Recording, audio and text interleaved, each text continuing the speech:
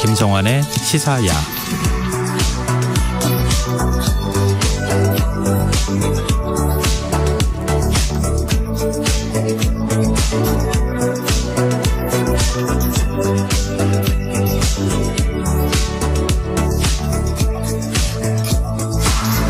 하루의 마무리, 오늘도 함께 하시죠. 시사평론가 김성환입니다.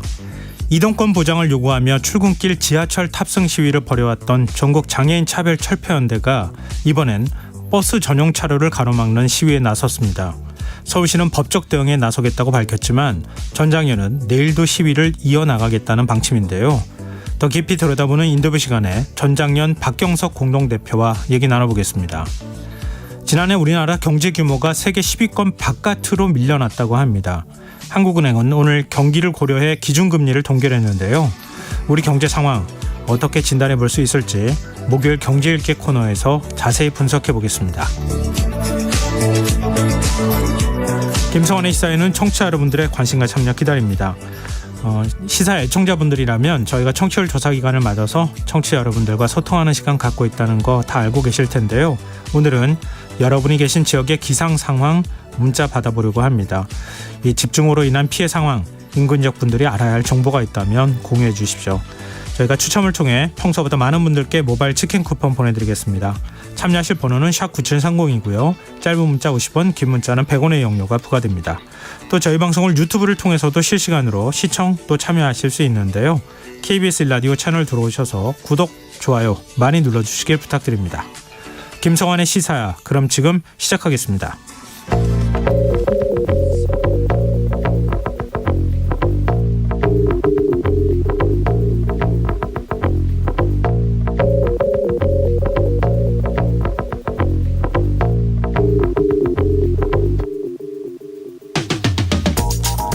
전국적으로 장마가 기승을 부리고 있는데요. 한덕수 국무총리가 오늘 집중호우와 관련해 무리하다 싶을 정도로 사전 대피와 통제를 확실하게 해달라, 이렇게 관계기관에 당부했습니다. 밤사이 중부지방을 중심으로 강한 비가 내릴 것으로 예측되고 있고 주말까지 일부 지역에는 400mm가 넘는 물벼락이 떨어질 것이란 관측이 나오면서 정부 차원의 총력 대응을 주문한 건데요. 현장 상황은 어떨까요? 작년 여름 서울 신림동 반지하 주택에서 순식간에 들이친 빗물을 피하지 못해 일가족 3명이 참변을 당하는 안타까운 사고가 있었죠. 대통령과 서울시장이 잇따라 현장을 찾으며 후속 대책을 촉구했는데요. 오늘 신림동 주택가에는 장대비가 쏟아지는 가운데 배수로 정비 공사가 진행됐다고 합니다. 물막이 판만으로는 불안하다는 지역 주민들의 우려에 빗물바지 공사를 늘리는 공사가 이루어진 건데요. 많은 비가 내릴 거란 예보가 이미 한참 전에 나왔다는 점에서 늑장 대응이란 비판을 피하기 어려워 보입니다. 문제는 인근 지역에서도 비슷한 우려가 나오고 있다는 건데요. 무리하다 싶은 과한 대비책은 왜 늘 뒤늦게 강조되는 걸까요?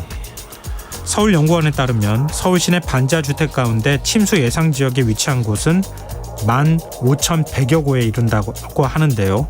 비 피해를 겪었던 주민들은 언제까지 잠 못 드는 밤을 보내야 하는 걸까요?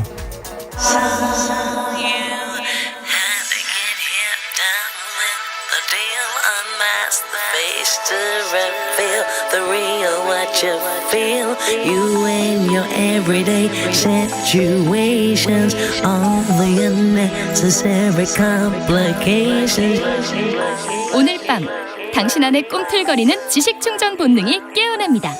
여러분의 자유탐구 영역 김성환의 시사야.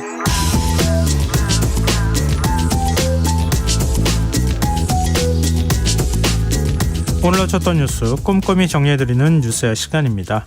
오늘은 곽재훈 프레시안 기자 나와 계십니다. 안녕하세요. 네, 안녕하세요. 네. 해외 순방 중인 윤석열 대통령이 폴란드 현지에서 집중호우에 총력 대응해달라, 이런 지시를 했네요. 네, 폴란드를 공식 방문 중인 윤석열 대통령은 현지 시간 13일 최근의 집중호우 사태와 관련해서 범정부적으로 총력 대응하라고 지시했습니다. 윤 대통령은 오늘 오전 한덕수 국무총리와의 전화통화에서 총리가 중심이 돼서 행정안전부, 산림청, 소방청, 경찰청, 지자체 등이 총력 대응 체계를 가동해 무엇보다 인명피해가 없도록 대처해달라고 지시했다고 김은혜 홍보수석이 전했습니다. 네, 오늘 서울만 해도 굉장히 굵은 장맛비가 계속 내리는 모습을 볼 수 있었는데 지금 전국 곳곳에 비 피해가 피해가 계속 발생하고 있어요. 네, 전국 곳곳에서 이 강한 장맛비로 인한 피해가 속출했는데요. 예. 광주에서는 한 아파트 단지에서 도시가스 배관에 누수가 발생해서 약 1박 2일 정도 가스 공급이 끊기는 사태가 발생했습니다. 그러니까 어제 오후 6시 20분께 광주 서구 풍암동에 있는 한 아파트 단지 614세대에 도시가스 공급이 중단됐고 결국 오늘 새벽 5시 15분에 이 공사를 거쳐서 공급이 재개가 됐습니다. 또 낙뢰로 인한 단전으로 인해서 수도권에서는 인천공항철도 열차 운행이 한때 중단되기도 했는데요. 네. 공항철도 인천 계양역에서 서울역 방향 구간에 단전이 발생해서 열차 5대 운행이 5분가량 중단됐습니다. 낮 12시 10분께에는 인천시 중구 덕교동 삼거리 도로가 빗물에 침수돼서 소방대원들이 배수 작업을 하는가 하면 이 역시 인천 남동구 남천동 도로 또 계양구 작전동 지하차도에도 빗물이 차올라서 차량 통행이 제한되기도 했습니다. 전남 화순군에서는 오늘 자정을 좀 넘긴 시각 이양면 복리 상간 도로 경사면에서 토사가 쏟아져 내렸는데요. 이에 1톤 트럭을 몰고 이 일대를 지나던 50대 남성이 도로에 쌓인 토사에 부딪히면서 팔목을 다쳐 병원으로 이송되는 일도 빚어졌습니다. 행정안전부는 풍수의 위기경보 수준을 경계에서 최고 수준인 심각 단계로 격상시켰어요. 네, 수도권 등 중부지방을 중심으로 호우특보가 확대됨에 따라 중앙재난안전대책본부 3단계가 발령됐습니다. 네. 행정안전부는 조금 전 오늘 오후 8시 30분을 기해서 중대본 비상대응 단계를 기존 2단계에서 3단계로 올리고 풍수의 위기경보 수준을 기존 경계에서 최고 수준인 심각 단계로 상향했습니다. 소방청도 오늘 오전 11시를 기해서 중앙긴급구조통제단을 가동했는데요. 이 긴급구조통제단장을 맡은 남화영 소방청장은 지역별 강수 상황을 고려해 인명피해 우려지역 예방순찰을 강화하라고 지시하고 또 119 종합상황실 신고 접수대를 신고 폭주에 대비해 확대 운영하라는 등의 지시를 내렸습니다. 네, 좀 화제를 좀 바꿔보죠. 어제 리투아니아에서 한일 정상회담이 열리지 않았습니까? 오염수 방류 문제가 논의가 됐는데 정부는 의미 있는 논의가 오갔다 이런 평가를 내렸네요. 네, 박구현 국무조정실 국무 1차장은 오늘 오전 정부 서울청사에서 한 이 후쿠시마 오염수 관련 1일 1브리핑에서 어제 리투아니아에서 한일 정상회담이 개최됐고 오염수 처리와 관련 의미 있는 논의가 오갔다고 소개했습니다. 박 차장은 윤석열 대통령은 국민 건강과 안전이 최우선이라는 오염수 대응 기본 입장을 재차 강조한 바 있다면서 우리 정부는 후속 이행을 위해 조속히 일본 측과 실무 협의에 착수할 예정이라고 설명했습니다.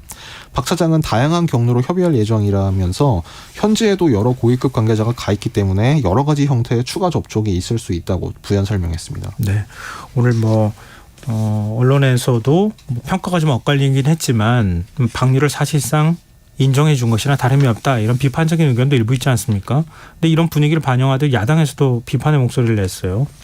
네, 정치권 여야 간의 반응은 거의 극명하게 엇갈렸는데요. 네. 민주당에서는 말씀하신 대로 어제 한일 정상회담에서 기시다 총리가 후쿠시마 핵물질 오염수 해양 투기를 통보했고 윤석열 대통령은 용인했다 이렇게 규정하면서 비판에 나섰습니다. 네. 박홍근 민주당 원내대표는 오늘 국회에서 열린 당 정책조정회의에서 이같이 규정하면서 윤 대통령은 국민의 기대를 외면했다고 비판했습니다.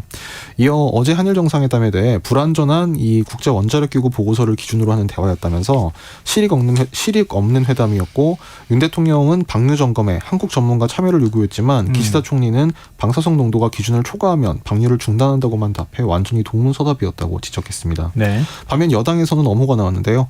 윤재욱 국민의힘 원내대표는 오늘 최고위원회의 때 어제 윤 대통령이 기시다 총리에게 문제의 매듭을 푸는 중요한 터닝포인트를 마련했다고 강조했습니다.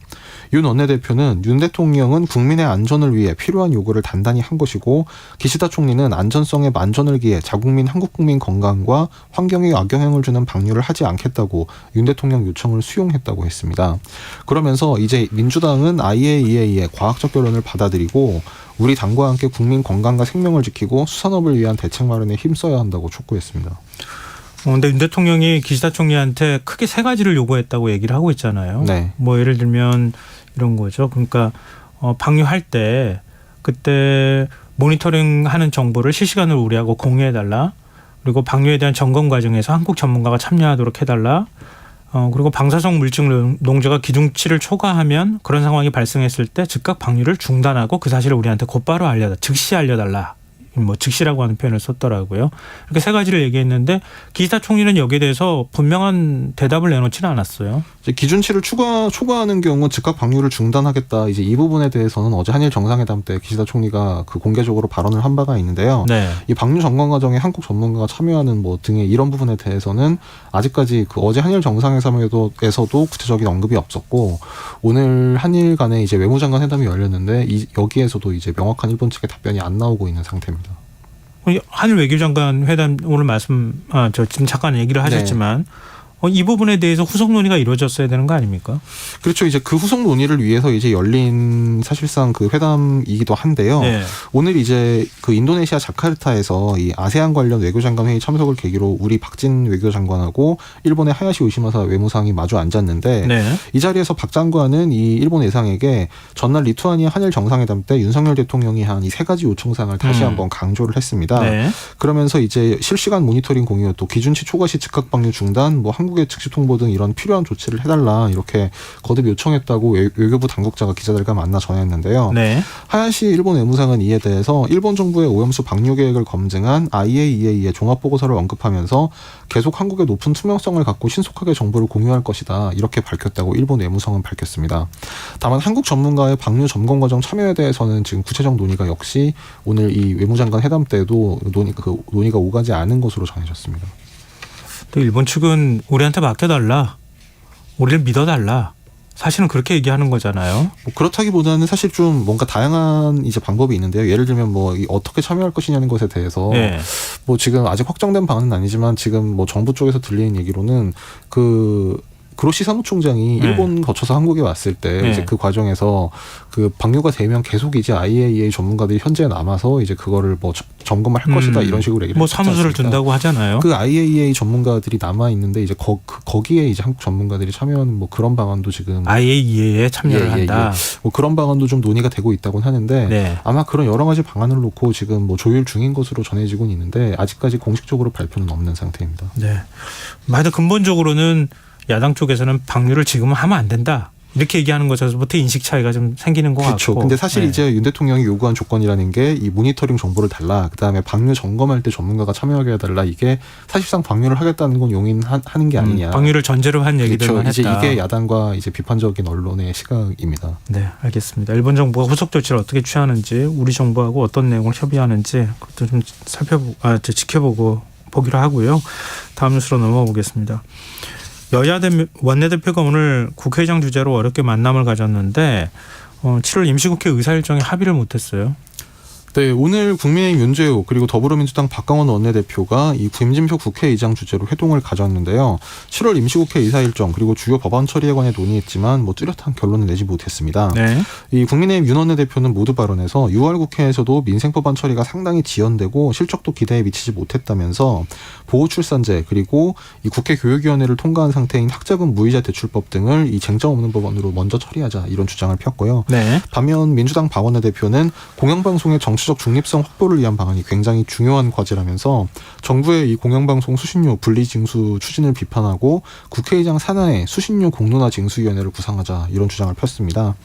이 양측 주장이 엇갈리면서 뭐 회기 일정 등 이제 7월 임시국회 관련 사안에 대해서도 결론을 내리지 못하고 뭐 이제 그 수석 부대표들 간의 논의를 이어가겠다 그냥 이 정도 수준에서 오늘 회동은 마무리가 됐는데요. 네. 이 끝나고 브리핑에서는 큰 틀에서 공감하는 바가 있었다 하면서도 이제 구체적인 내용에 대해서는 설명하지 않았습니다. 네. 지금 뭐 수신료 얘기하셨지만 수신료하고 전기요금을 이제 분리 납부하는 게 이미 가능해진 거 아닙니까? 근데 현장에서는 어떻습니까? 혹시 혼란이나 이런 건 없어요?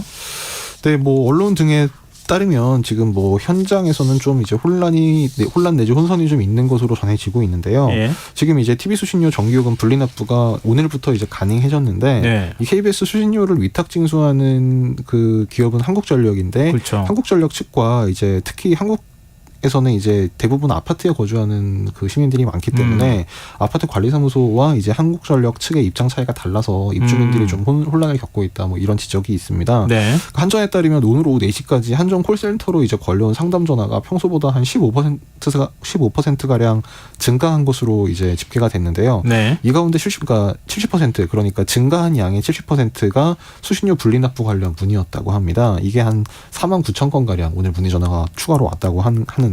네. 한전 측은 콜센터 외에 이제 전국 한전 지사를 통해서도 이 분리 납부 관련 문의 상당히 많았다. 이제 이렇게 밝혔는데 특히 이제 이게 일부 아파트 관리사무소에서는 이건 한전 측에서 이제 해줘야 될 것이고 이제 우리가 할 수 있는 건 없다. 반대로 한전 측에서는 이건 아파트 관리사무소에서 해줘야지 이거를 뭐 한전 측에서 직접 주민들한테 뭐 거둘 수는 없다. 좀 이렇게 서로 말이 엇갈리고 있어서 뭐 주민들 입장에서는 당장 어떻게 해야 되는지 좀 뭐 혼란스럽다 이런 반응도 나오고 있는 것 같습니다. 뭐 한전에서는 분리 견제할 수 있는 시스템을 구축했다 이렇게 설명은 하고 있지만 실제로 그 분리 납부하는 것 자체가 이게 그 명쾌하지가 않아요, 과정이. 그러니까 한전에선 예를 들면 뭐 지금 단독주택처럼 한전에서 바로 전기요금을 고지하는 그런 가구에 대해서는 이제 분리 고지를 할 수 있는데요. 네. 아파트 같은 경우에는 대부분 이제 아파트 내는 이제 관리사무소에 내는 관리비를 통해서 이제 전기료를 납부하기 때문에 거기서 이제 한전과 관리사무소 측 사이에 좀 뭐 소통 문제도 있고 아직까지 이게 그 선례가 없는 일이다 보니까 명확하게 정리가 안 된 부분이 여전히 남아 있습니다. 네, 알겠습니다. 그리고 그런가 하면 윤석열 KBS 이사 해임 건의안 리투아니아 현지에서 윤석열 대통령이 전자결제로 제거했어요. 네, 대통령실은 해외 순방 중인 윤 대통령이 어제 리투아니아 현지에서 이 TV조선 재승인 점수 변경 문제로 검찰에 기소된 윤석열 KBS 이사 해임 건의안을 전자문서로 제거했다고 밝혔습니다. 네. 이는 방송통신위원회가 전날 윤 이사에 대해 KBS 이사로서 적절한 직무수행이 불가능하다며 해임을 건의한 데 따른 것으로 알려졌는데요. 방통위는 해임 제청안 의결 뒤 브리핑에서 공영방송 이사로서 사회통념상 높은 도덕성, 청렴성이 요구됨에도 불구하고 위법 행위를 한 혐의로 구속 기소돼 KBS 명예를 실추시키고 국민 신뢰를 크게 저하했다는 입장을 밝혔습니다. 네. KBS 이사가 11명인 거죠. 그럼 원래 7대4 구도가 되는 건데 한 명을 해임하게 되면 이게 좀 여야 구도가 좀 균형이 깨질 가능성이 굉장히 높아졌고 앞으로 또 어떤 일들이 또 있을지 모르기 때문에 이것도 좀 여러 가지 논란이 있을 것 같습니다. 여야 원내대표 회동 얘기로 다시 돌아가 보죠. 김진표 국회의장이 적어도 이달 말까지는 선거제 개편 협상을 마무리해달라 이렇게 당부를 하지 않았습니까? 이게 가능합니까? 네, 조금 전에 전해드렸던 오늘 이제 국회의장 주재 여야 원내대표 회동 때 이제 김진표 의장이 모두 발언을 하면서 이렇게 당부를 했습니다. 네. 7월 중에 이 선거법 개정이 끝나야 8월 중 정개특위에서 선거구 획정을 마무리 지을 수 있다. 또 9월 정기국회가 들어가면 선거법을 다룰 가능성이 없기 때문에 또다시 예전처럼 선거에 임박해 다룰 수밖에 없으니 꼭 7월 말까지 여야가 정치적 결단을 내려달라 이렇게 당부를 했는데요. 뭐 지금 아직까지 여야 간의 입장차가 좀 큰 상태긴 하지만 이제 의장실 쪽에서는 뭐 지금 여야 간의 이제 그 입장 정리가 그러니까 여야 간의 지금 이견이 여전히 크긴 하지만 뭐 네. 가능한 대안들이나 이런 것에 대해서는 상당히 오랜 기간 동안 충분히 검토가 이뤄진 만큼 결국 양측의 정치적 결단만이 남은 상태여서 이제 김 의장이 계속 이런 촉구를 하고 있는 상태입니다. 얼마나 의지가 있나 모르겠어요. 지금 뭐 국민의힘하고 민주당이. 자, 지금 여러분께서는 KBS 라디오 김성환의 시사회와 함께하고 계십니다. 계속해서 뉴스와 이어가겠습니다. 서울 양평 고속도로 백자 논란 뭐 계속되고 있는 상황인데요. 민주당이 오늘 진상규명 특위를 발족시켰네요. 네, 민주당은 이 양평고속도로 관련 공세를 계속 강화를 하고 있습니다. 이재명 민주당 대표는 오늘 의원총회 때 정권이 대통령 처가에 고속도로 게이트를 은폐하려고 온갖 거짓 선동, 물타기, 뒤집어 씌우기까지 한심하게 이를 데 없는 행태를 보인다면서 도둑이 매를 댄다는 적반하장이다. 또 권력 주변에서 악취가 진동한다. 이렇게 강하게 비난했습니다. 오늘 민주당은 서울 양평고속도로 원안추진위원회와 서울 양평고속도로 특혜 의혹 진상규명 태스크포스를 통합해서 이 당 차원에서 대통령 처가 고속도로 게이트 진상규명 특별위원회를 공식적으로 출범시키기도 했는데요. 네. 이 특위위원인 김두관 의원은 이 출범식 자리에서 대통령이 국가사업을 활용해 축제를 하려 했다면 마땅히 탄핵 사유가 될 것이다. 이 대통령 탄핵을 이렇게 언급을 해서 눈길을 끌기도 했습니다. 민주당이 이제 국정조사까지 요구하고 있는 상황이잖아요. 근데 국민의힘은 대장동 백현동 국정조사부터 먼저 하자 이렇게 맞받았어요. 예, 오늘 국민의힘에서는 이제 역공이 좀 나왔습니다. 네. 이제 그 국민의힘 윤재욱 원내대표 오늘 최고위원회를 주재하면서 민주당이 서울 양평고속도로 문제에 대한 국정조사를 공식적으로 요청했는데 민주당의 국정조사 요구는 이 사안을 끊임없는 정쟁으로 몰고 가서 사업을 장기 표류시키고 여론을 선동해 정략적 이익을 챙겨보겠다는 것이라고 비난했습니다. 네. 그러면서 만약 국정조사가 필요하다면 그 대상은 윤석열 정부가 아니라 문재인 정부가 되어야 할 것이다 이렇게 주장했는데요. 윤 원내대표는 그 이유에 대해 최적대안 노선 검토를 포함한 타당성 조사 방침 결정과 낙찰자 선정은 모두 인수위 출범 이전 문재인 정부에서 일어난 일이기 때문이라고 주장했습니다. 네. 뭐 양쪽 주장이 다 엇갈리기도 하고 뭐 주장만 지금 난무하는 상황이 아닐까 싶은데 어찌됐든 간에 원래 원안 노선이 양서면으로 들어가는 노선이잖아요. 네. 근데 지금 강상면으로 지금 노선이 바뀌는 과정이 있었다 이렇게 얘기를 하고 있는데 그렇죠. 그 노선을 처음 제안한 게 작년 5월 그 설계회사 그러니까 용역을 맡았던 그 설계회사라고 얘기를 해왔잖아요. 근데 그 설계회사 쪽에서 우리는 어떤 외압도 없었다. 우리가 자체적으로 판단해서 대안 노선을 제시했다. 이런 입장을 밝혔다고요. 네, 오늘 그 국토교통부가 이제 출입 기자단을 상대로 이 양평고속도로 종점부 등 주요 현장을 이제 공개를 했습니다. 네. 그래서 이제 그러니까 현장에서 직접 한번 확인을 해보자 이런 취지였는데요. 그래서 이 양평군 양서면, 그러니까 원래 예비 타당성을 통과한 원안의 종점부인 양서면하고 지금 새로 나온 대안 종점부인 강상면, 이제 또 그리고 그 양평 군민들이 요구하는 이 새로운 IC, 그러니까 강화 IC 신설 예정지 이제 이런 곳을 둘러봤는데 예. 이 자리에 이제 이 대안 노선을 검토해서 국토부에 보고했던 설계업체 이 두 개의 업체 관계자들이 동석을 했습니다. 네. 이 동해기술공사라는 회사인데 이 회사의 이상업 부사장이 오늘 기자들에게 설명하기를 예비 타당성안은 이제 8당 상수원구역 생태자연보호구역을 관통하게 돼 있고 또 예타 보고서에 양평 그 분기점 위치를 대안 검토할 필요가 있다고 의견 제시가 돼 있어서 대안을 제시한 것이다 라면서 이 대안 노선으로 바꾸는 과정에서 인수위와 협의한 것이 아니냐 이런 의혹이 있는 듯해 네. 원장관을 만난 적도 없다 이렇게 강하게 부인했습니다. 알겠습니다. 이게 지금 그동안에 예타안 통과될 때까지는 그러면 뭐 했나 하는 생각도 좀 하게 되고요. 논란은 계속될 수밖에 없는 것 같은데 원희룡 국토부 장관 직권남용 혐의로 공수처에 고발을 당했네요. 예, 더불어민주당 경기도당은 이 양평고속도로 논란과 관련해서 원희룡 장관을 직권남용 권리행사 방해 혐의로 이 고위공직자 범죄수사처에 고발했습니다. 민주당 최재관 여주 양평지역위원장과 여현정, 최영보 양평군의원 등은 오늘 오전 정부 과천청사를 찾아서 공수처에 고발장을 제출했는데요. 이들은 원 장관이 예비타당성 조사 발표 때부터 유지된 양서면 노선을 대통령 처가 땅이 있는 강상면으로 변경하도록 해서 직권을 남용했다고 주장했습니다. 네. 민주당 얘기로 가보죠. 민주당 혁신위가 1호 혁신안으로 내놨던 불체포 특권 포기 결의안. 민주당이 오늘 의원총회에서 이 안을 놓고 뭐 의원들의 의견을 받았다고요. 근데 의원들의 동의를 받는데 실패했어요.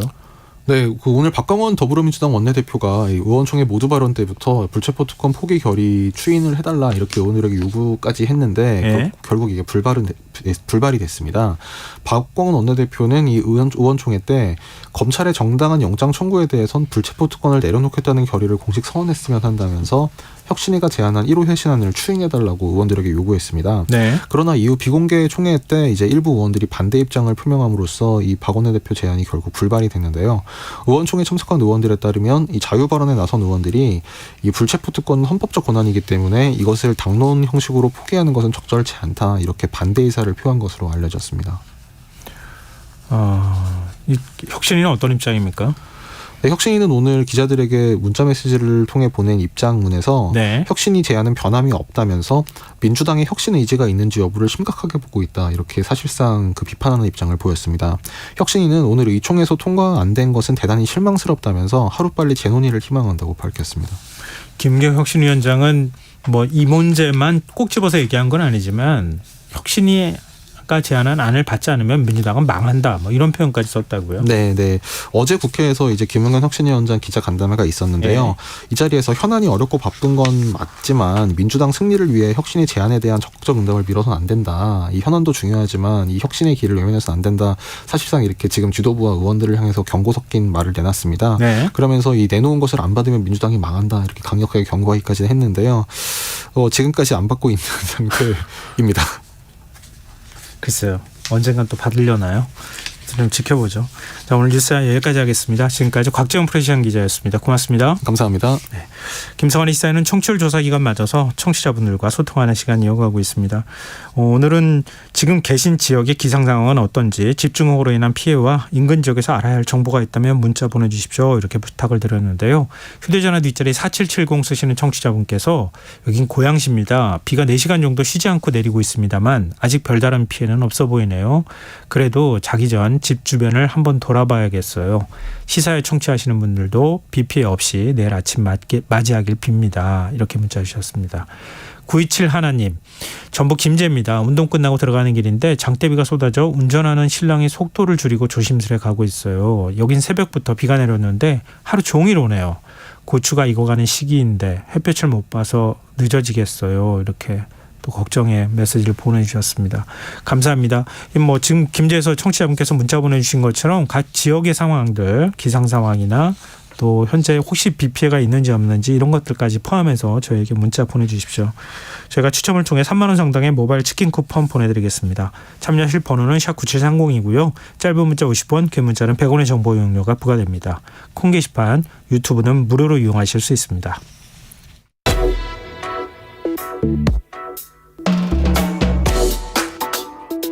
더 나은 내일을 준비하는 시간 KBS 1라디오 김성환의 시사야.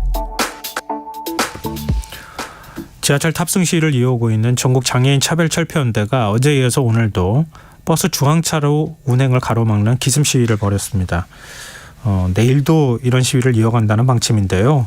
왜 이런 시위를 벌이고 있는 건지 박경석 전국 장애인 차별철폐연대 상임 공동대표 연결해서 얘기 나눠보도록 하겠습니다. 대표님 안녕하십니까? 네, 안녕하십니까? 네. 이 지금 중앙 버스 전용 차로에서 오늘 한 10분 정도 시위를 하셨다고 들었어요. 그것 때문에 네네. 버스 운행이 이루어지지 못했다고 알고 있는데요. 이런 시위를 하시는 이유가 뭡니까?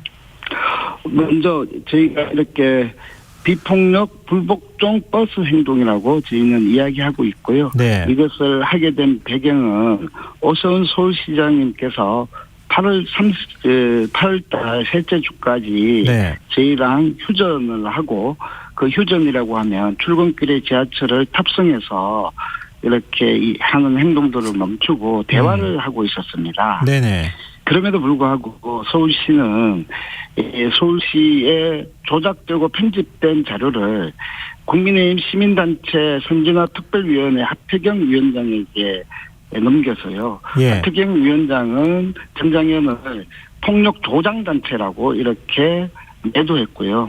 그리고 정부 보조금을 1원도 받지 않는데 전장현이 국고 보조금을 유효하고 하고요. 네. 그리고 권리중심 일자리라는 이 공공 일자리의 노동자들을 일당 주고 동원했다라고 이렇게 악마화하고 있습니다.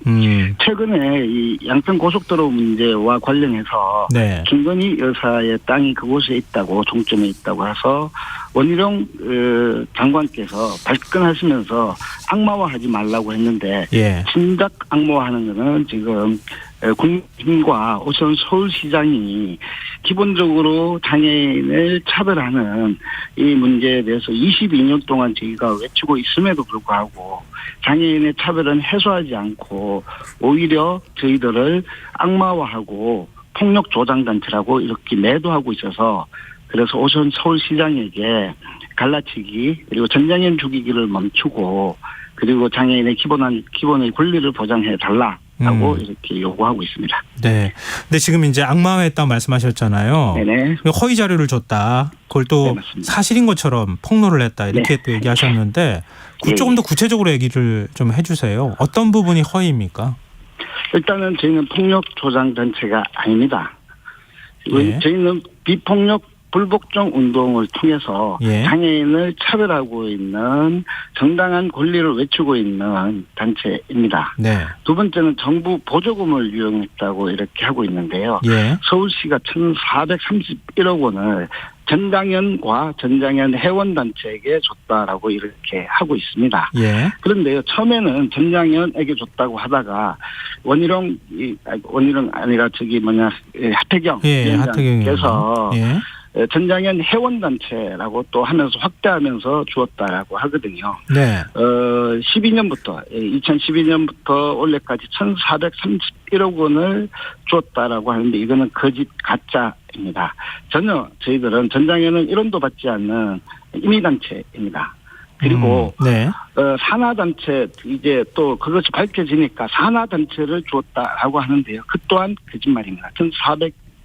1,431억이 아닙니다. 그리고 이제는 또 서울시가 유관단체까지 해가지고 사회복지법인 프리웨이에 대해서도 엮어서 예. 또 이렇게 또 이제 조작하고 편집해서 이렇게 지속적으로 서울시가 이렇게 나오고 있습니다. 근데 이게 방송 들으시는 청취자분들이 좀 헷갈리실 수도 있을 것 같은데요. 네네. 지금 말씀하시는 가운데 전장현의 회원단체, 산하단체, 유관단체 이런 표현을 쓰셨어요. 네네. 이 보조금이 지원이 전장현은 한 푼도 보조금 받은 적 없다고 말씀하셨잖아요. 네, 그렇습니다. 근데 지금 회원단체는 뭐고 산하단체는 뭐고 유관단체는 뭡니까? 그 유관단체, 산하단체는 서울시가 표현한 것이고요. 예. 저희는 단체 회원이라고 합니다. 단체 회원요? 예. 회원, 전장에는 단체 회원과 개인 회원으로 이렇게 이루어져 있습니다. 네. 전국적으로는 한 160개 정도의 시민, 사회단체, 그리고 또 장애인단체, 장애인 자립생활센터라는 곳이 같이 월 1만 원 이상의 회비를 자발적으로 납부하고 이렇게 활동하는 곳이라 보조금은 전혀 받지 않습니다. 보조금을 받을 수 있는 조건조차 저희는 되지 않습니다. 임의단체이기 때문에 네네. 보조금은 지급되지 않습니다. 그럼 1,431억을 받았다고 하든 뭐 액수의 차이는 있을 수 있겠지만 그럼 만약에 네. 보조금을 받았다고 하면 회원단체가 직접 받은 거다. 이렇게 보면 되는 겁니까? 그렇습니다. 그중에 장애인 자립생활센터라는 곳이 있습니다. 네. 이거는 장애인 복지법에 의해서 전달 체계의 하나입니다. 그 전달 체계는 복지법에 의해서 국비와 시비가 장애인 자립생활센터에게 보조금이 지급이 됩니다. 예. 그것은 전혀 전장현의 이 독립태산제이고요. 회계나 사업권과 인사권은 전혀 영향력을 줄 수 없는 임에도 불구하고 그것을 마치 엮어서 이렇게 악마화하고 범주화하고 있습니다. 지금 그 장애인 자립생활센터라고 말씀해 주셨잖아요. 예. 구체적으로 어떤 여기에 있는 장애인들이 어떤 활동을 하는 겁니까? 어떤 명목으로 보조금을 받는 겁니까? 예. 장애인 자립생활센터는요. 2000년도부터 대한민국에서 전달체계로 자리 잡고 있습니다. 장애인 당사자들이 직접 참여하고 그리고 장애인 당사자들에게 동료를 지원하고 동료 상담이라고 합니다. 예. 그리고 권익응호라고 합니다. 그리고 다양한 이 보건복지부의 지침에 의해서 예. 그 활동을 하게끔 되어 있고 그 활동에 의해서 보조금을 받고 있습니다. 근데 지금 그 장애인 분들 어떤 분들이 하시는 겁니까? 중증 장애인이 하고 있다 이런 표현도 기사를 통해서 제가 본 적이 있는 것 같은데요. 예, 장애인 자립생활센터는 주로 이제 많이 활동하는 것이 중증 장애인을 향한 이런 사업들을 많이 하고 있습니다. 네. 특히 시설에서 나온 중증 장애인들에게 동료 상담을 하고 시설에서 나와서 지역에서 살 때 정보를 제공하고요. 그리고 자립생활 기술 훈련이라고 해서 이 교통을 이용하는 방법이나 은행을 이용하는 방법이나 등등 해서 지역사회에 필요한 자립생활 기술을 지원하고 있는 곳이 그 역할로 하고 있습니다. 그러면은 장애인을 돕거나 또 장애인과 관련된 활동을 홍보하거나 이런 역할을 네, 한다는 거잖아요. 네, 그렇습니다. 복지부 지침에 의한 사업들입니다. 그럼 이건 정상적으로 지급된 거잖아요.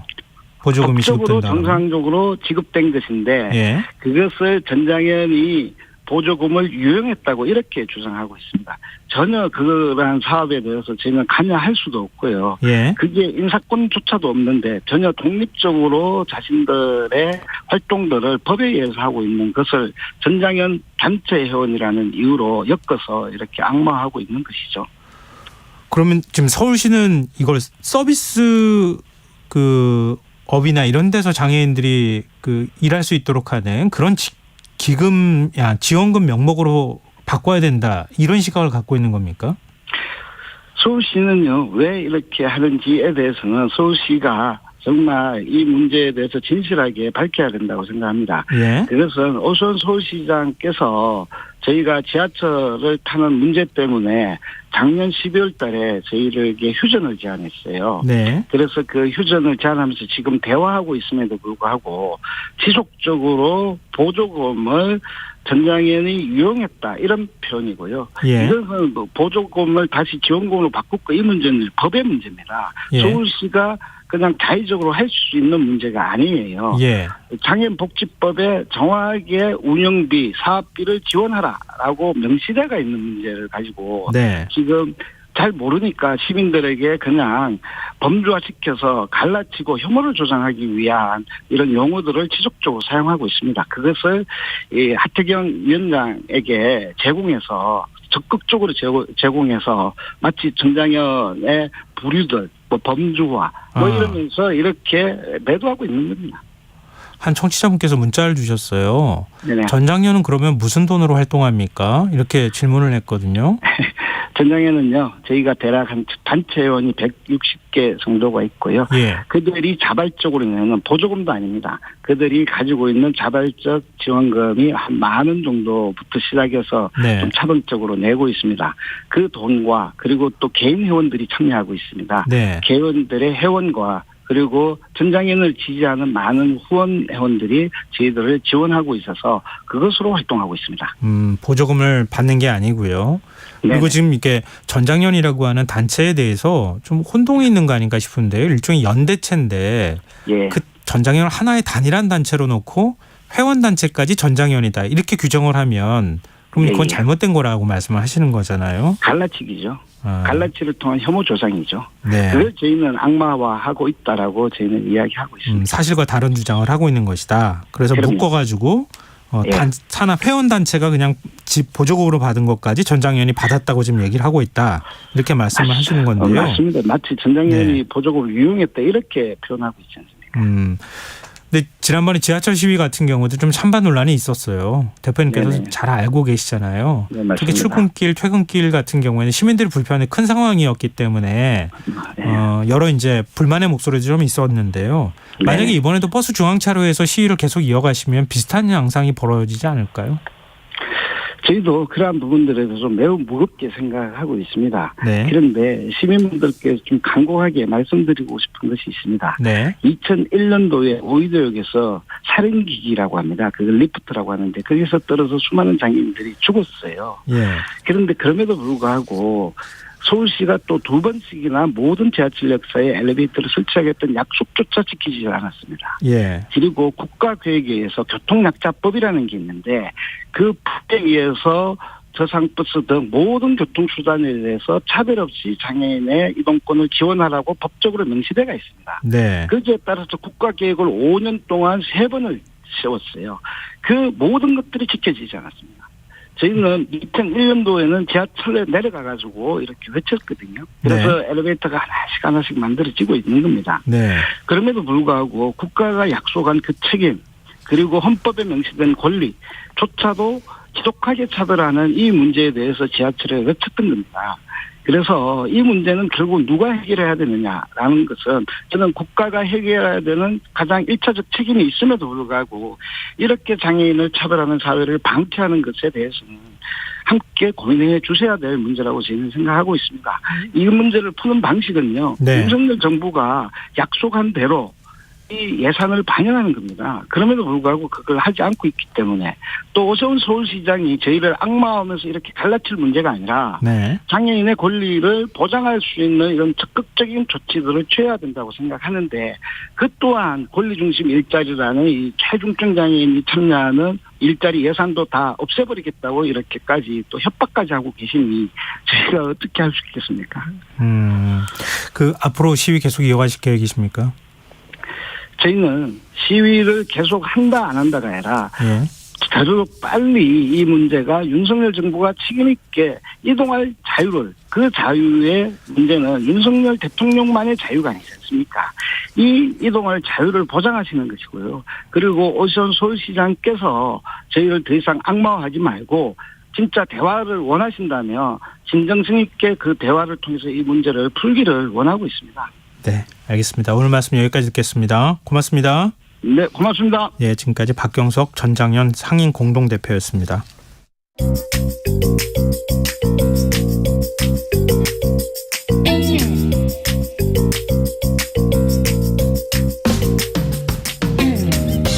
복잡한 정책부터 실물 경제와 투자까지 눈여겨봐야 할 경제 이슈 깊이 있게 살펴보는 시간입니다. 경제읽기 경영신문 박병률 경제부장 전화로 만나보겠습니다. 부장님 안녕하세요. 네, 안녕하세요. 네, 한국은행이 오늘 기준금리를 동결했어요. 네, 그 기준금리를 연 3.5% 그대로 이제 동결을 했는데요. 예. 지금 이렇게 되다 보니까 이제 4차례 연속 금리를 동결을 하고 있습니다. 오늘 하는 이거 통화정책 방향 회의를 열고 또 기준금리를 이제 현 수준인 3.5%로 이제 예. 동결하기로 이렇게 최종 결정을 했는데요. 예. 6명의 그 금통위원이 그 만장일치로 결정했다 이렇게 밝혔습니다. 우리나라 금리 2021년 8월부터 올 1월까지 3%포인트 올라갔고요. 그리고 이제 그때 이후로 2월, 4월, 5월, 7월 각각 회의에서 모두 지금 기준금리를 동결을 했습니다. 그래서 지금 6개월 동안 3.5%로 기준금리가 지금 딱 꽉 잡혀 있는데요. 네. 현재 그 미국과의 금리 차가 1.75%포인트 그대로 유지가 됩니다. 네. 그런데 이제 이달 말에 연준이 아마 0.25%포인트 금리를 올릴 것으로 제가 예상이 되는데요. 네. 이렇게 되면 이번 달 말에는 한미 간의 기준금리 격차가 2.0%포인트까지 벌어질 가능성이 큽니다. 오늘 그 한은금통위는 이렇게 이제 금리를 결정을 하면서 물가에 중점을 두고 긴축 기조를 상당 기간 이어갈 것이다. 이렇게 또 밝히기도 했습니다. 긴축 기조를 이어가겠다고 하는 건 풀이하면은 어떤 겁니까? 네, 일단 뭐 우리가 긴축 기조를 이어간다 이러면 보통 긴축이니까 금리 인상을 의미를 하는데요. 예. 일단 현재 지금 3.5%포인트 자체가 높기 때문에 이 상태를 그대로 우리가 유지해 간다라는 뜻으로 이제 보시면 될 것 같습니다. 네. 일단 뭐 이렇게 어쨌든 높은 수준에서 금리를 계속 유지하는 이유, 그러면서도 오늘 이제 동결을 하는 이 배경을 먼저 봐야 될 것 같은데요. 네. 일단 그 소비자 물가 상승률이 21개월 만에 어쨌든 지표적으로는 2%대로 내려왔던 점이 하나가 있고요. 예. 그리고 또 이제 한미 간 기준금리 격차가 역대 최대인 1.75%포인트까지 벌어졌지만 네. 이 원달러 환율이 생각보다 안정되고 있다라는 흐름, 이런 것들이 이제 굳이 금리를 안 올려도 되겠다라는 지금 생각을 한 것 같습니다.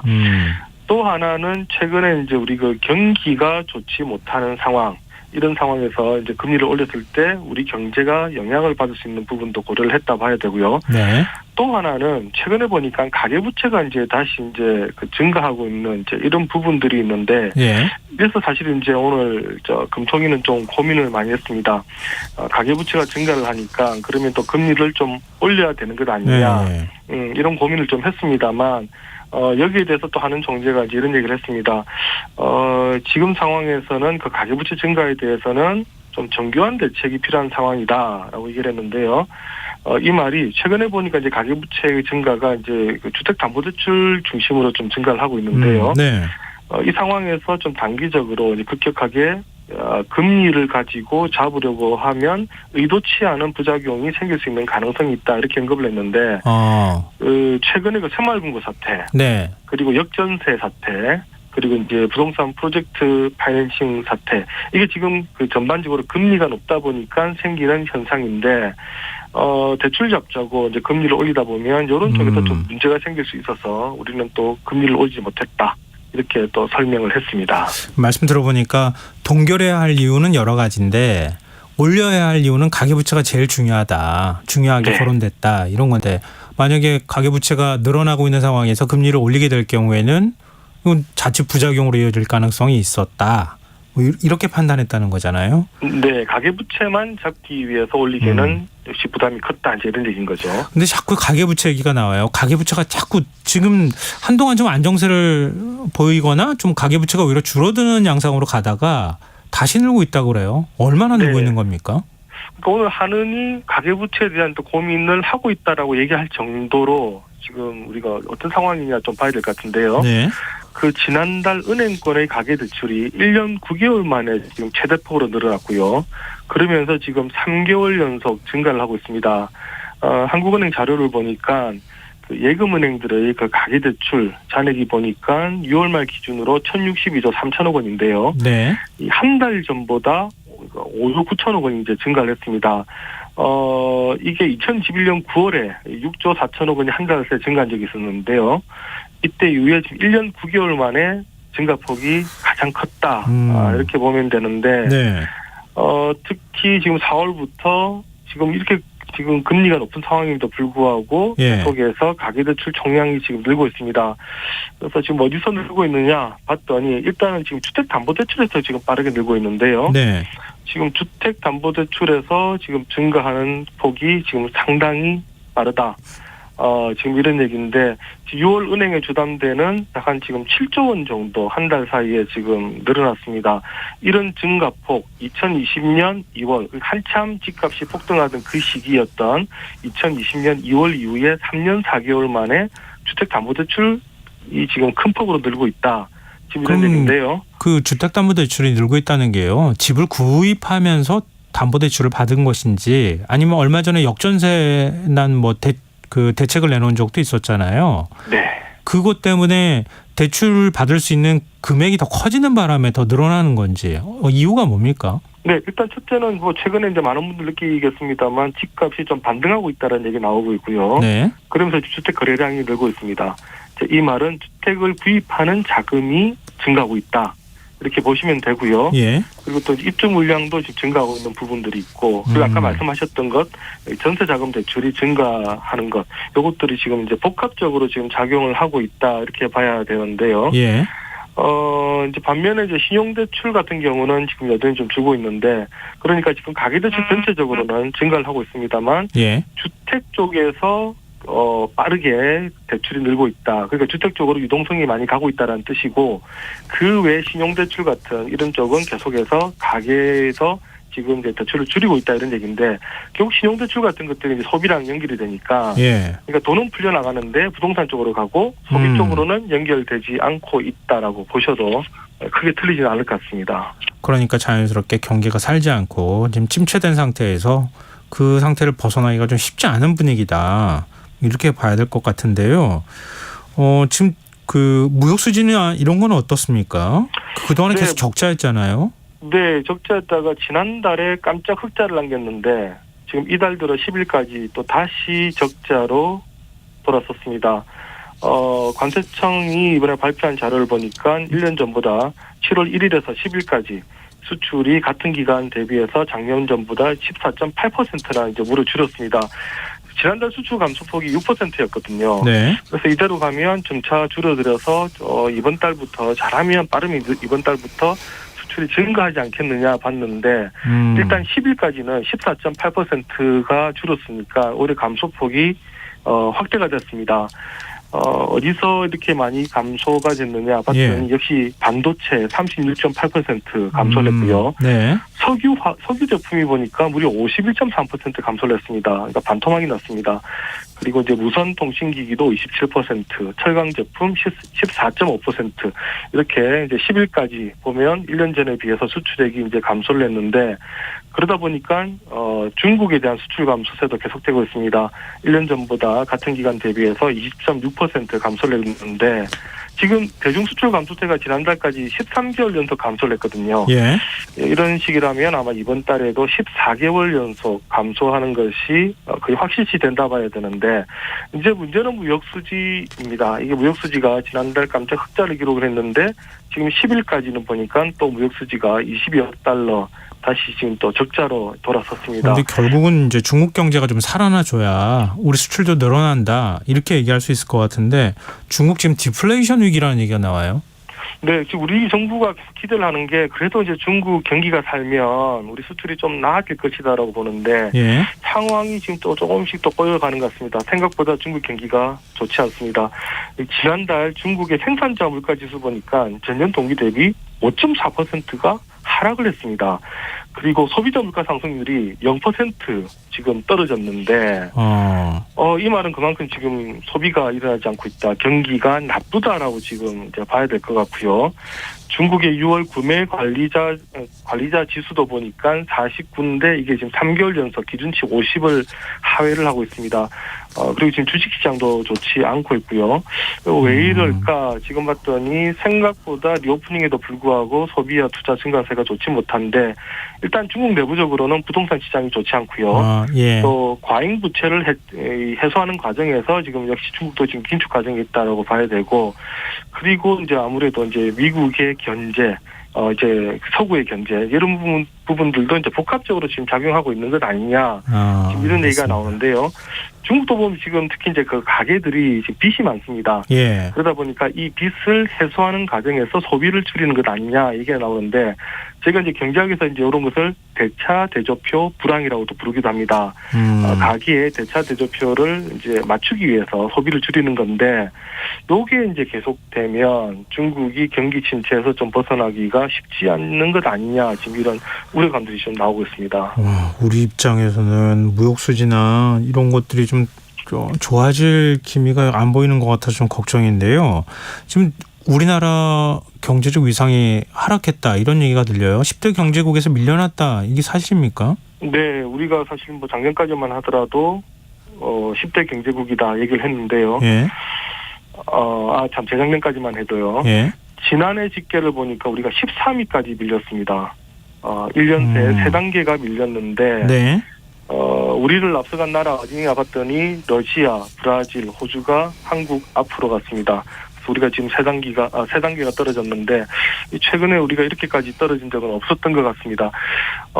왜 이렇게 밀렸느냐 봤더니 일단 뭐 전반적으로 뭐 우리가 이렇게 수출 감소라든가 이런 이제 경기 부진이 일단 크고요. 네. 또 하나는 이제 그 달러화 강세가 심하면서 우리가 생산하는 걸 원화로 생산하니까 그렇죠. 네, 이걸 달러화로 환전하면서 이게 오히려 우리가 좀 갉아먹었다 지금 이런 얘기입니다.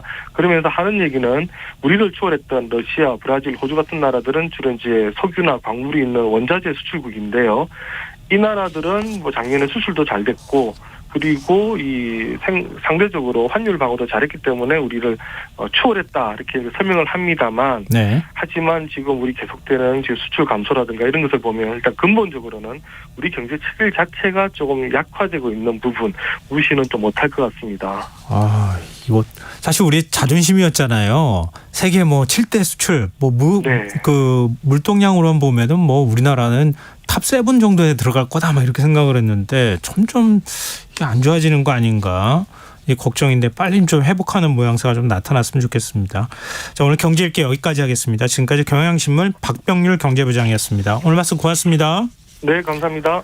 네, 지금 조금 전에 특보가 좀 들어왔는데요. 10시 50분 수도권과 세종, 강원, 충청, 전북, 경북 지역에 산사태 위기경보 심각 단계가 발령됐습니다. 전국 대부분에 많은 비가 지금 예보되고 있으니까요. 산림 인근 주민들께서는 가족, 이웃들과 수시로 연락하면서 위험 상황을 공유해 주시고요. 산사태가 발생했을 경우 대피 명령에 따라 학교 마을회관이나 학교 등 대피소로 대피해 주시기 바랍니다. 산사태 때문에 인명피해가 계속 발생하고 있거든요. 각별한 주의 부탁드립니다. KBS 1라디오 김성환의 시사야 1부 순서 여기서 마무리하겠습니다. 전 11시 전과 2부에 다시 오겠습니다.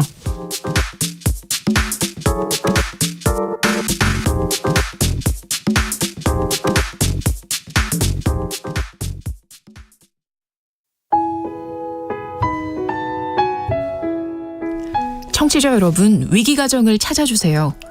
어려운 경제 상황 속에서 긴급한 경제적 지원이 필요한데도 복지 사각지대에 놓여 있어 아무런 지원도 받지 못하고 극한 상황으로 내몰리고 있는 위기가정이 늘고 있습니다. KBS 강태원 복지재단에서는 사회 안전망에서 벗어나 위기에 처해 있는 가정을 발굴해 긴급 지원하는 사업을 진행합니다. 여러분 주위에 스스로의 힘만으로는 도저히 일어설 수 없는 힘든 이웃이 혹시 있는지 찾아봐 주세요. 우리 사회의 건강한 구성원으로 신속히 복귀할 수 있도록 KBS 강태원 복지재단이 작은 힘을 보태겠습니다. 여러분의 제보 전화를 기다립니다. KBS 강태원 복지재단 제보 전화 1533-0900, 1533-0900입니다.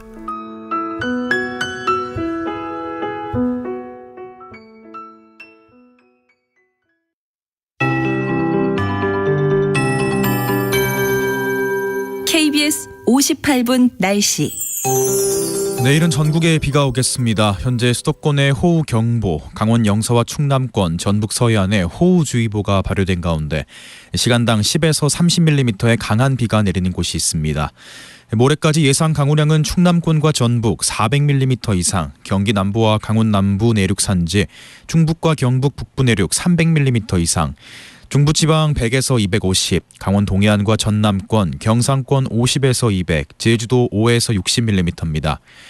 특히 오늘 밤부터 모레 사이 중부지방과 전라권, 경북 북부 내륙을 중심으로 시간당 30에서 80mm의 폭우가 쏟아지는 곳 있겠습니다.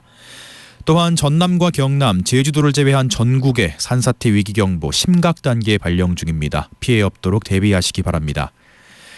내일 아침 최저 기온 서울 24도, 광주 26도 등 전국이 23에서 26도의 분포를 보이겠습니다. 낮 최고 기온은 서울 26도, 대구 28도 등 전국이 25에서 31도로 폭염주의보가 내려진 제주도는 체감온도가 33도 이상으로 올라 덥겠습니다. 서해상과 남해상, 제주도 해상은 최대 초속 16m의 강풍이 불고 물결이 4m까지 높게 일겠습니다. 서울 현재 기온 24.8도, 오늘 내린 비의 양 82.9mm입니다. KBS 58분 날씨 박성준입니다.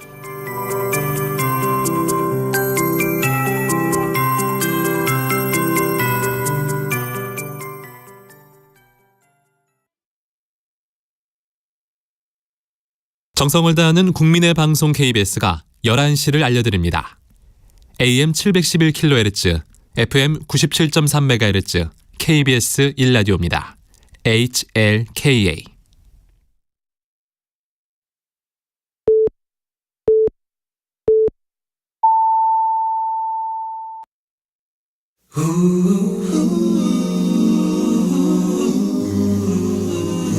이 밤 그냥 보내긴 아쉬우니까요. 당신의 하루의 끝까지 야무지게 채워드립니다. 당신의 지식 충전소 김성환의 시사야.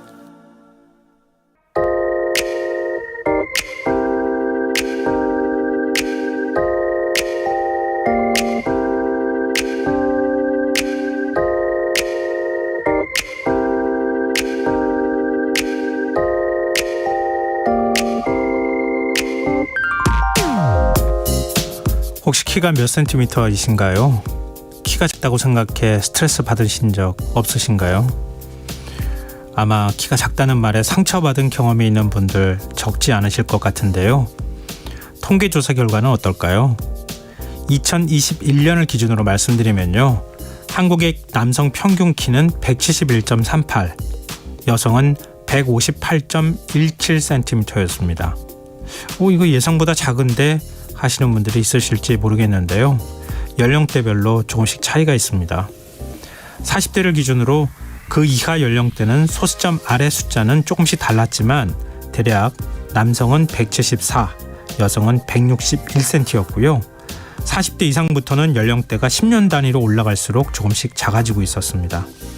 예컨대 남성들은 40대는 173이었지만 50대 170, 60대 167, 70대 165였습니다. 여성들도 40대는 160이던 키가 50대 157, 60대 155, 70대 152 이런 패턴으로 줄어들고 있더군요. 서론이 조금 길어졌는데요.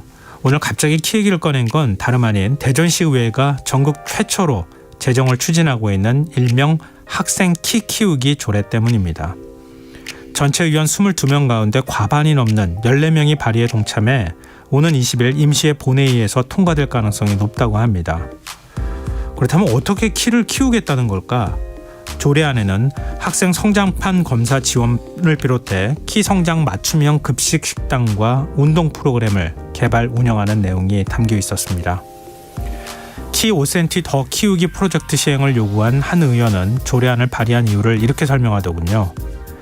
키 성장을 가정 영역으로만 남겨두지 말고 공교육 역할로 확대한다면 대전 지역 학생 평균 키는 전국 제1이 될 것이다. 대전시 교육청에 따르면 초등학생 성장판 검사와 상담비로만 매년 약 37억 원이 소요될 거라고 합니다. 외모 지상주의를 부추기는 거 아니냐는 비판은 논외로 하더라도 대전시가 수십억 원의 예산을 들여 키를 키워야 할 만큼 지역 학생의 키가 적은 걸까 궁금해서 다시 통계청 공식 자료를 들여다봤습니다. 19세 이하를 기준으로 서울과 대전의 남성 평균 키는 각각 174.03 대 174.21, 두 지역 여성의 평균 키는 161.85 대 161.93. 어떡하죠? 키 키우기 조례는 대전이 아니라 서울시 의회가 제정해야 할 것 같은데요. 지금까지 오늘의 발견이었습니다.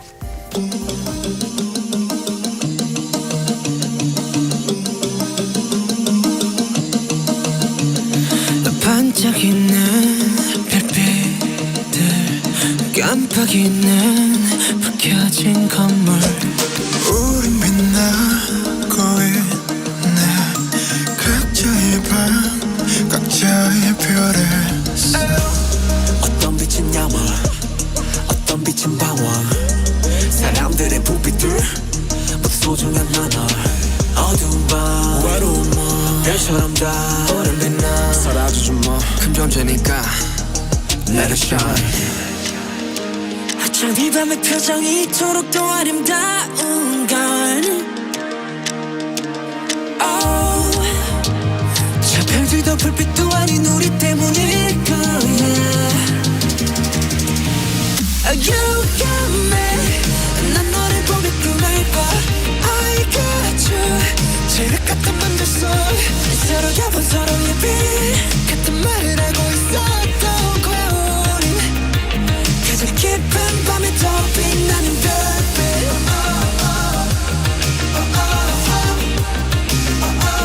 가장 깊은 밤에 더 빛나는 별빛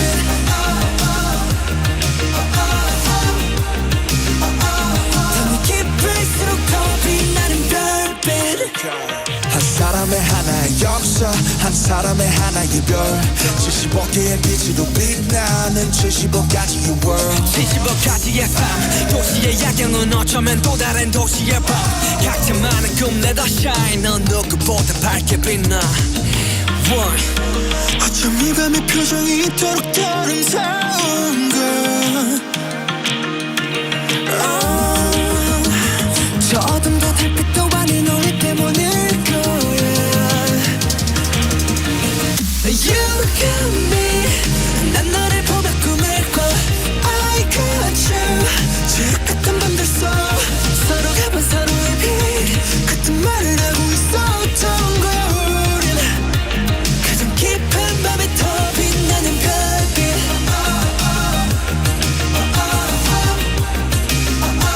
가장 깊은 밤에 더 빛나는 별빛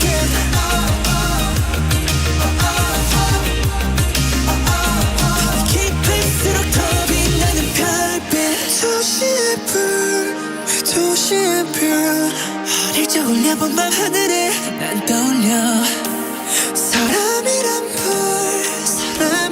별로 가득한 바로 이곳에서 We shine You got me 난 너를 보면서 마셔 I got you 칠흑 같은 밤들 속 yeah. Shine, dream, smile Oh let us light up the night 우린 우리대로 빛나 Shine, dream, smile Oh let us light up the night 우리 그 자체로 빛나 Tonight 나나나나나나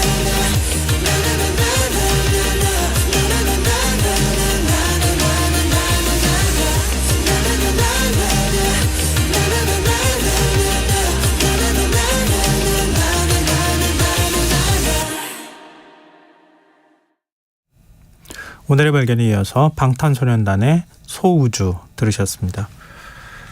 지금도 전국 곳곳에서 굉장히 비가 많이 내릴 것 같아요. 제가 일일이 다 기상 상황을 체크하지는 않았지만 오늘 지금 같은 기세로 볼 때는 오늘 밤에도 굉장히 많이 비가 내릴 것 같은데요. 오늘도 청취자 여러분들이 계신 지역 기상 상황은 어떤지 문자 받고 있습니다. 피해 상황이나 이런 것들도 공유해 주십시오라고 저희가 공지를 했는데요. 휴대전화 뒷자리 9481 쓰시는 청취자분께서 대전의 버스기사입니다. 새벽부터 작은 빗줄기가 오락가락 하다가 현재는 소강 상태입니다. 지금은 마지막 운행 중인데 끝까지 안전운전하겠습니다. 이렇게 문자 주셨습니다. 오늘 하루 종일 굉장히 고생 많이 하셨을 것 같은데요. 안전운전 하셔서 정말 다행입니다. 집에 가서 편히 쉬셨으면 좋겠습니다. 1806님 분당입니다. 지난번 2명의 사상자를 내고 붕괴된 정자교 잔해가 아직 그대로 있는데 탄천에 물이 굉장히 많이 불어서 또 다른 사고로 이어지지 않을까 걱정입니다. 이렇게 문자 주셨어요. 그러게 말입니다. 저도 이달이 여러 차례 왔다 갔다 했어서 이 사고 난 다음에 저도 깜짝 놀랐습니다. 근처에 사시는 분들 좀 불안해 하시지 않을까 싶네요. 0345님 대구 달서구 상인동입니다. 이곳은 흩날리는 비가 오다가 빗줄기가 서서히 굵어지고 있습니다. 이렇게 문자 주셨어요. 이게 사실은 뚜렷하게 뭔가 딱 전선이 만들어져가지고 막 움직이는 게 아니고 저희가 기상예보 전해드렸지만 우리나라 한반도 중간 남쪽 이런 데를 이렇게 중간으로 통과하듯이 이렇게 왔다 갔다 한다 그래가지고 참 어디가 비가 올지도 예측도 좀 쉽지가 않다고 합니다. 대구는 하여튼 비가 지금 이제 많이 올 기세인 것 같은데요. 또 밤 사이에 많은 비가 내리지 않았으면 좋겠습니다.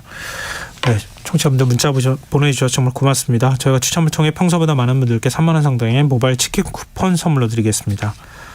그리고 청취율 조사 기간인데요. 02로 시작되는 번호가 오면 김성환의 시사야 잘 듣고 있다. 꼭 말씀해 주셨으면 좋겠습니다. 참여하신 문자 번호는 샵9730이고요. 짧은 문자 50원, 긴 문자는 100원의 정보 이용료가 부과됩니다. 콩 게시판 KBS 1라디오 유튜브 채널을 통해서도 무료로 참여하실 수 있습니다. KBS 1라디오 김성환의 시사회와 함께하고 계신 지금 시각은 11시 9분입니다.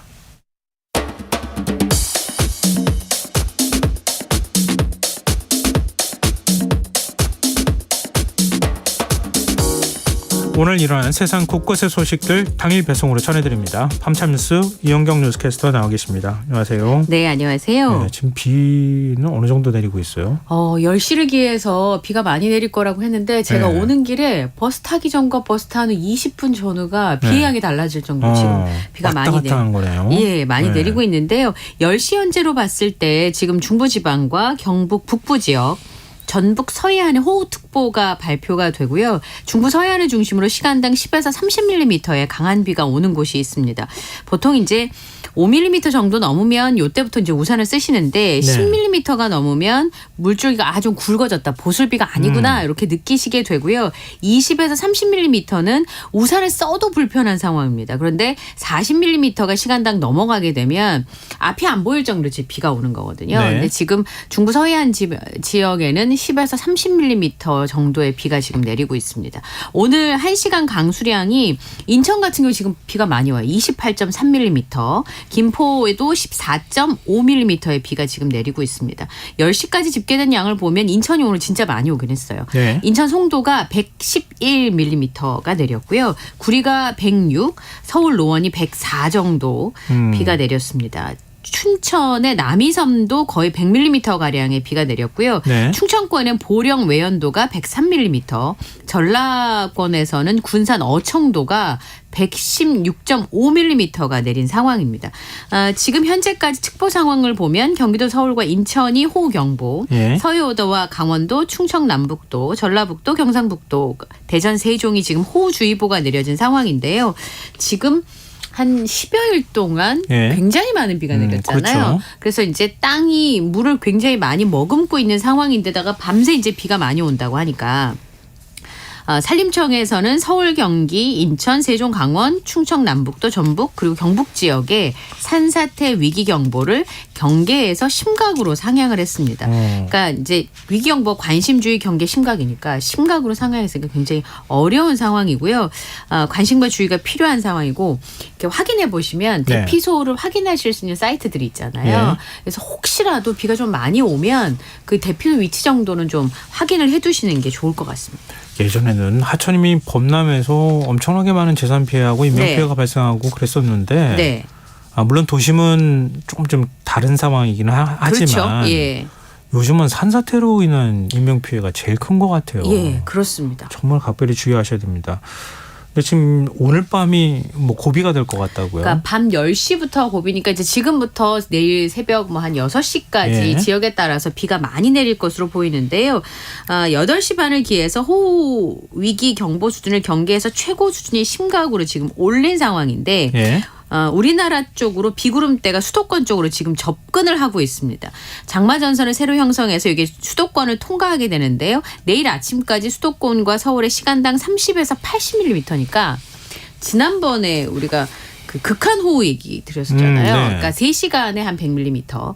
이 정도가 오면 극한호우가 나타나게 되는데 30에서 80mm의 시간당 집중호우가 쏟아진다고 하니까 아까 운전하신 분 계신다는 걱정이 좀 되네요. 그리고 충청권에는 자정을 전후로 해서 시간당 30mm 이상의 폭우가 쏟아질 것으로 예상이 됐고요.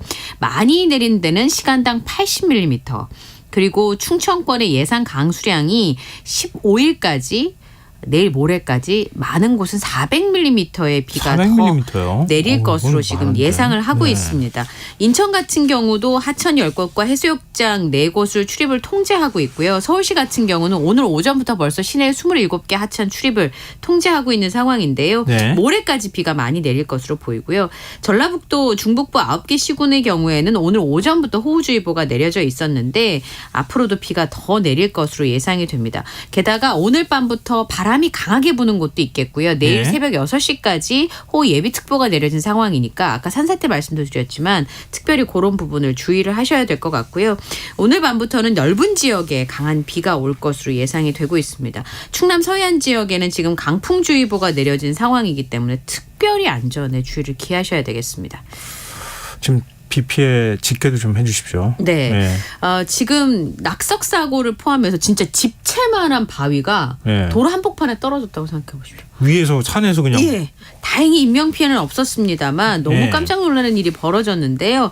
돌이 너무 커서 낙석을 목격하신 분들이 아니 도대체 어디서 내려온 거냐고 할 정도로 큰 낙석 피해가 있었습니다. 네. 오늘 새벽에 있었던 일이었는데요. 가파른 절개지에 따라서 바위가 떨어지면서 나무가 꺾이고 토사가 그대로 유출되는 일이 벌어졌는데요. 각종 절개지에서 지금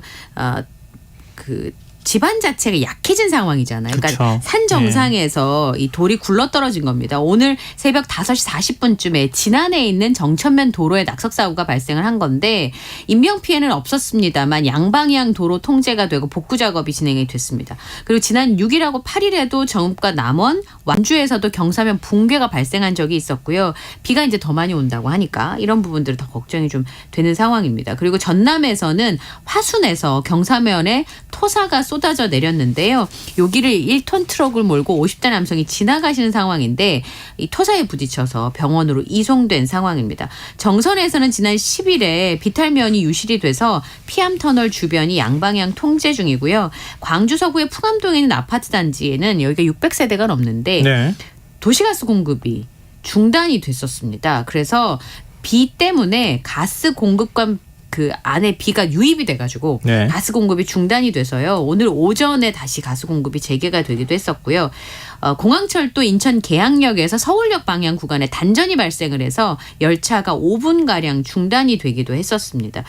실제로 교통사고도 잇따랐는데요. 오늘 오전에 진천에서는 시내버스가 빗길에 미끄러져서 네. 마주 오던 차를 들이받았는데 운전자가 부상을 입었고 버스 승객 6명 중에서 5명이 다쳐서 병원으로 이송되는 일들도 벌어졌습니다.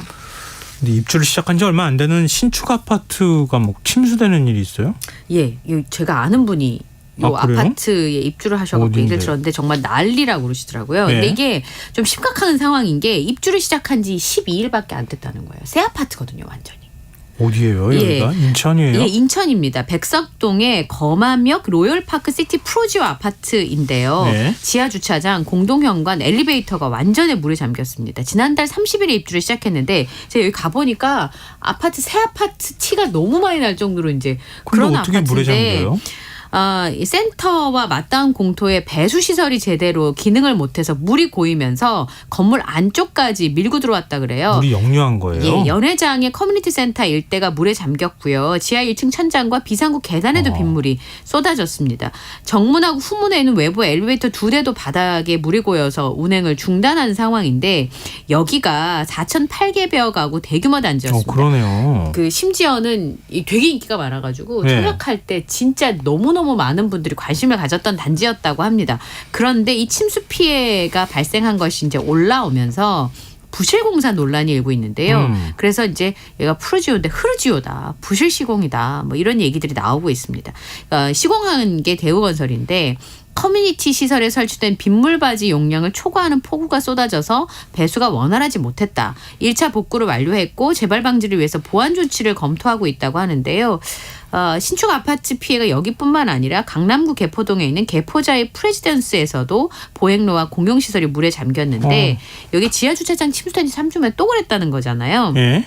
여긴 GS건설이 시공을 했는데요. 입주한 지 넉 달밖에 안 된 재건축 그러게요. 단지입니다. 게다가 여기 가격이 전용 면적 85제곱미터가 아, 20억이 넘는다고 하니까요. 20억이 뭐예요? 더 근데 비쌀 거예요. 오래된 아파트라면 시간이 흘렀다고 보긴 하는데 입주한 지 12일 만에 이 정도 비에 들어차서 이 정도 침수 피해가 발생했다고 하면 근본적으로 뭘 좀 생각해봐야 되는 거 아닌가라는 생각이 근데 신축 아파트니까 이거 건설사한테 책임 물려야 되는 거 아닌가 싶은데요. 그렇죠. 예. 그렇죠. 근데 또 아파트 지금 입주민들 입장에서 진짜 속상하겠다는 생각도 드네요. 벌써 이렇게 소문이 나버렸잖아요. 아파트 가격에도 영향을 미칠 거다. 예, 제 생각에. 그리고 또 다시 또 공사를 해야 되는 또 불편함이나 이런 것들도 있을 것 같고요. 그리고 최근에 이렇게 주차장 공사하다가 문제 생기는 단지들도 있어가지고. 네, 완전 불안하시겠다. 예. 근데 건설사들이 자꾸 이런데 별로 안 좋은 얘기들 계속 들려가지고 말이죠. 네. 다음 뉴스로 넘어가 보겠습니다. 이게 무슨 얘기입니까? 오늘 대구에서 황산 누출 사고가 있었어요. 깜짝 놀랐어요. 공장 직원 20여 명이 대피하고 시민들의 신고가 잇따른 일이 있었는데요. 오늘 오전 8시 50분쯤에 황산이 누출이 됐습니다. 사고 직전인 8시에 직원들이 40톤가량의 황산이 들어있던 70톤 용량의 저장 탱크에다가 황산을 23톤을 추가로 넣었대요. 네. 그러니까 70톤 용량인데 40톤이 들어있었고 23톤을 추가로 넣었는데 근데 갑자기 화학적인 이상 반응이 생기면서 끌어 넘쳤다라고 합니다. 다행히 방류 벽이 있어가지고 외부로 흐르지는 않았는데 증기로 변해서 공기 중에 퍼진 거예요. 그러니까 네. 멀리서 보면 주황색 황산 연기가 확 올라가는 게 영상으로 보이더라고요. 얼마나 깜짝 놀랐겠습니까? 여기가 대구 서구에 있는 비산동 대구 염색산업단지 공단에서 이 황산이 누출이 된 건데요. 누출된 예. 황산은 한 1, 2톤 가량으로 추정이 되고요. 이게 이제 대기로 누출이 되면서 발생 원인에 대해서는 지금 조사가 진행 중에 있습니다. 공장 직원들 20여 명이 대피를 했고요. 소방당국에서 40분 만에 밸브를 끄면서 누출이 네. 멈췄는데 추가 피해는 없는 것으로 보입니다. 비가 내리고 증거가 되는 부분이 있었지만 피해가 신고되는 부분은 없었다고 하는데요. 주변에 사시던 분들 많이 놀라셨을 것 같아요. 이거 굉장히 유독한 가스입니다. 네, 그렇죠. 예. 굉장히 강산성이기 때문에 네. 만약에 이게 증발해가지고 날아가는데 그걸 흡입한다거나 이렇게 하면 상당히 위험할 수 있어요. 네. 근데 지금 빗물에 만약에 식겨나는 게 내려갔다가 하더라도 워낙 산성이 강하기 때문에 네. 그게 하천으로 흘러 들어가면 거기 또 2차 피해가 생길 수 있는 거거든요. 그렇습니다. 또 시민들 입장에서 얼마나 놀랐겠어요. 네. 근데 안전 대피 문자 이런 게 없었어요? 그걸 못 받았답니다. 그러니까 이 조례에는요. 대구 서구의 화학물질 안전관리에 대한 조례에는 화학사고가 발생하면 구청장이 발생 여부, 접수시간, 장소를 담은 정보를 즉시 주민에게 고지하도록 되어 있습니다. 그래야 대피할 거 아닙니까? 예. 그런데 아까 말씀하신 것처럼 화학물 안전관리 조례도 있는데 안내 문자가 없었다는 겁니다. 독가스가 있다는 걸 전혀 모르고 살고 평소에는 그리고 지도를 받은 적도 없다는 직원의 인터뷰가 있었는데요. 서구청 설명은 환경청에서 소량의 유출이고 인체 위해성이 낮다고 판단해서 오히려 이제 얘기를 하면 주민들이 혼란을 겪을 수 있으니까 안전 문자를 발송하지 않았다라고 얘기를 했는데요. 황산 같은 경우는 흡입하면 화상을 입잖아요. 점막이나 눈이나 호흡기 같은 경우 큰 손상을 입힐 수 있는 물질인데 그 공단 옆에 사시는 분은 늘 불안한 마음이 있으실 거란 말이죠. 근데 심지어는 그걸 쓰는지 안 쓰는지도 모르실 수도 있고 안전 문자가 좀 없었다고 하는 게 오히려 그 신뢰도를 더 떨어뜨린 일이 아닐까 싶어요. 예. 황산 1, 2톤이 유출이 됐는데 괜찮다고요? 과학자들한테 물어보면 좋겠습니다. 네. 지금 여러분께서 KBS 라디오 김성환의 시사회와 함께하고 계십니다. 자, 밤잠 뉴스 계속 이어가겠습니다. 오랜만에 가수 윤성준 씨 얘기가 다시 지금 온라인상에서 예. 회자되고 뜨거워요. 네.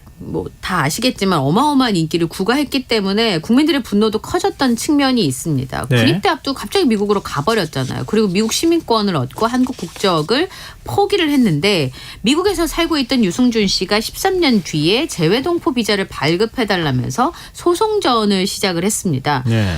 대법원에서 LA 총영사관이 제대로 심사하지 않고 비자를 안 내준 건 잘못이다라고 하면서 유승준 씨의 손을 들어줬는데요. 그리고 나서 이듬해에 LA 총영사관에서 제대로 심사 절차를 거쳐서 또 비자 발급을 거부했습니다. 그래서 이제 두 번째 법정 다툼이 벌어진 건데요. 네. 처음에 이제 행정소송을 2015년에 제기해서 승소했을 때는 절차상으로 위법하다라고 하는 판단이 있었던 겁니다. 제대로 검토를 하거나 절차를 지키지 않았다. 네. 그러니까 지켜라. 예. 그런데 비자 발급을 신청을 했더니 또 거부가 된 거예요. 그러니까 2020년 10월에 두 번째 행정소송을 냈는데 1심에서는 입국 금지를 한 것에 대해서 그 판단이 맞다라는 결론이 나왔었는데 2심에서는 결과가 뒤집힌 겁니다. 그러니까 2015년에 당시 재외동포법상 병역 기피자라고 해도 지금 38살이 넘었으니까 특별한 사정이 없는 한 체류 자격을 줘야 된다라는 판단을 했던 거예요. 재판부에서도 국민의 여론을 알고 있다. 그래서 오래 고민할 수밖에 없었는데 헌법과 법률대로 판단했다라고 밝혔습니다. 그러면 이제 판결이 대법원까지 해서 확정이 되면 유승준 씨는 비자 발급받아서 한국에 들어올 수 있어요. 네. 2018년부터 병역기 피자는 법무부 장관이 국내 체류를 막을 수 있도록 법이 바뀌어서 비자 발급 한 번 해주고 끝날 수도 있거든 하거든요. 근데 어쨌든 외교부에서 판결 내용을 분석을 한 다음에 대법원 상고 여부를 결정하겠다고 합니다. 뭐 온라인상의 반응이나 이런 건 어떻습니까? 좋지는 않습니다. 네.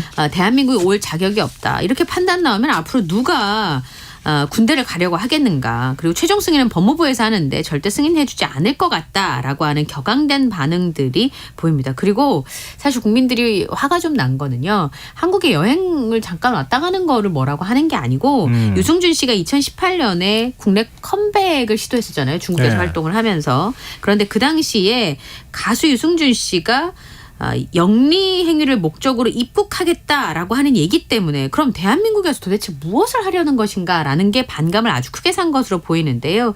한국 여론에 대해서 비난하는 의견을 꾸준히 게재를 했었고 그리고 두 번째 소송을 제기하면서 방문 목적이 말씀드린 것처럼 취업인 게 알려지면서 많은 분들의 그 비난 여론을 사고 있는 건 사실입니다.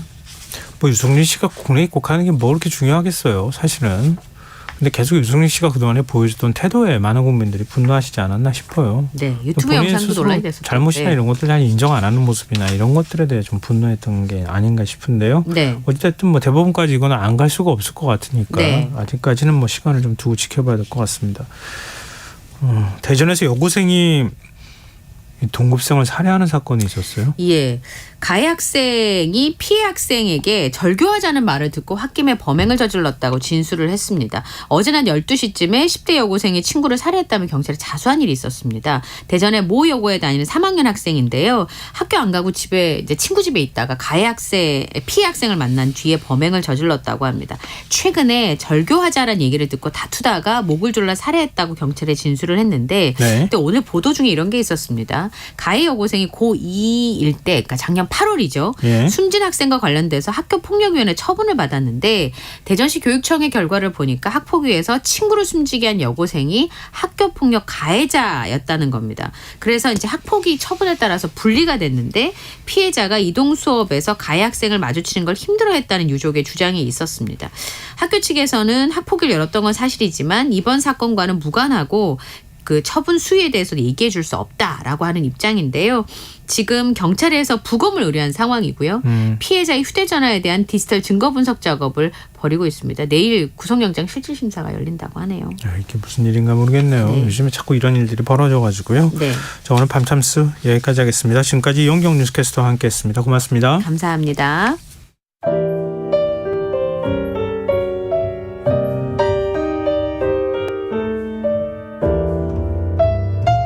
내일의 품격 김성환의 시사야에서 챙겨가세요. 하루를 마무리하는 시간 꺼내보는 당신의 지식 창고 KBS 1라디오 김성환의 시사야.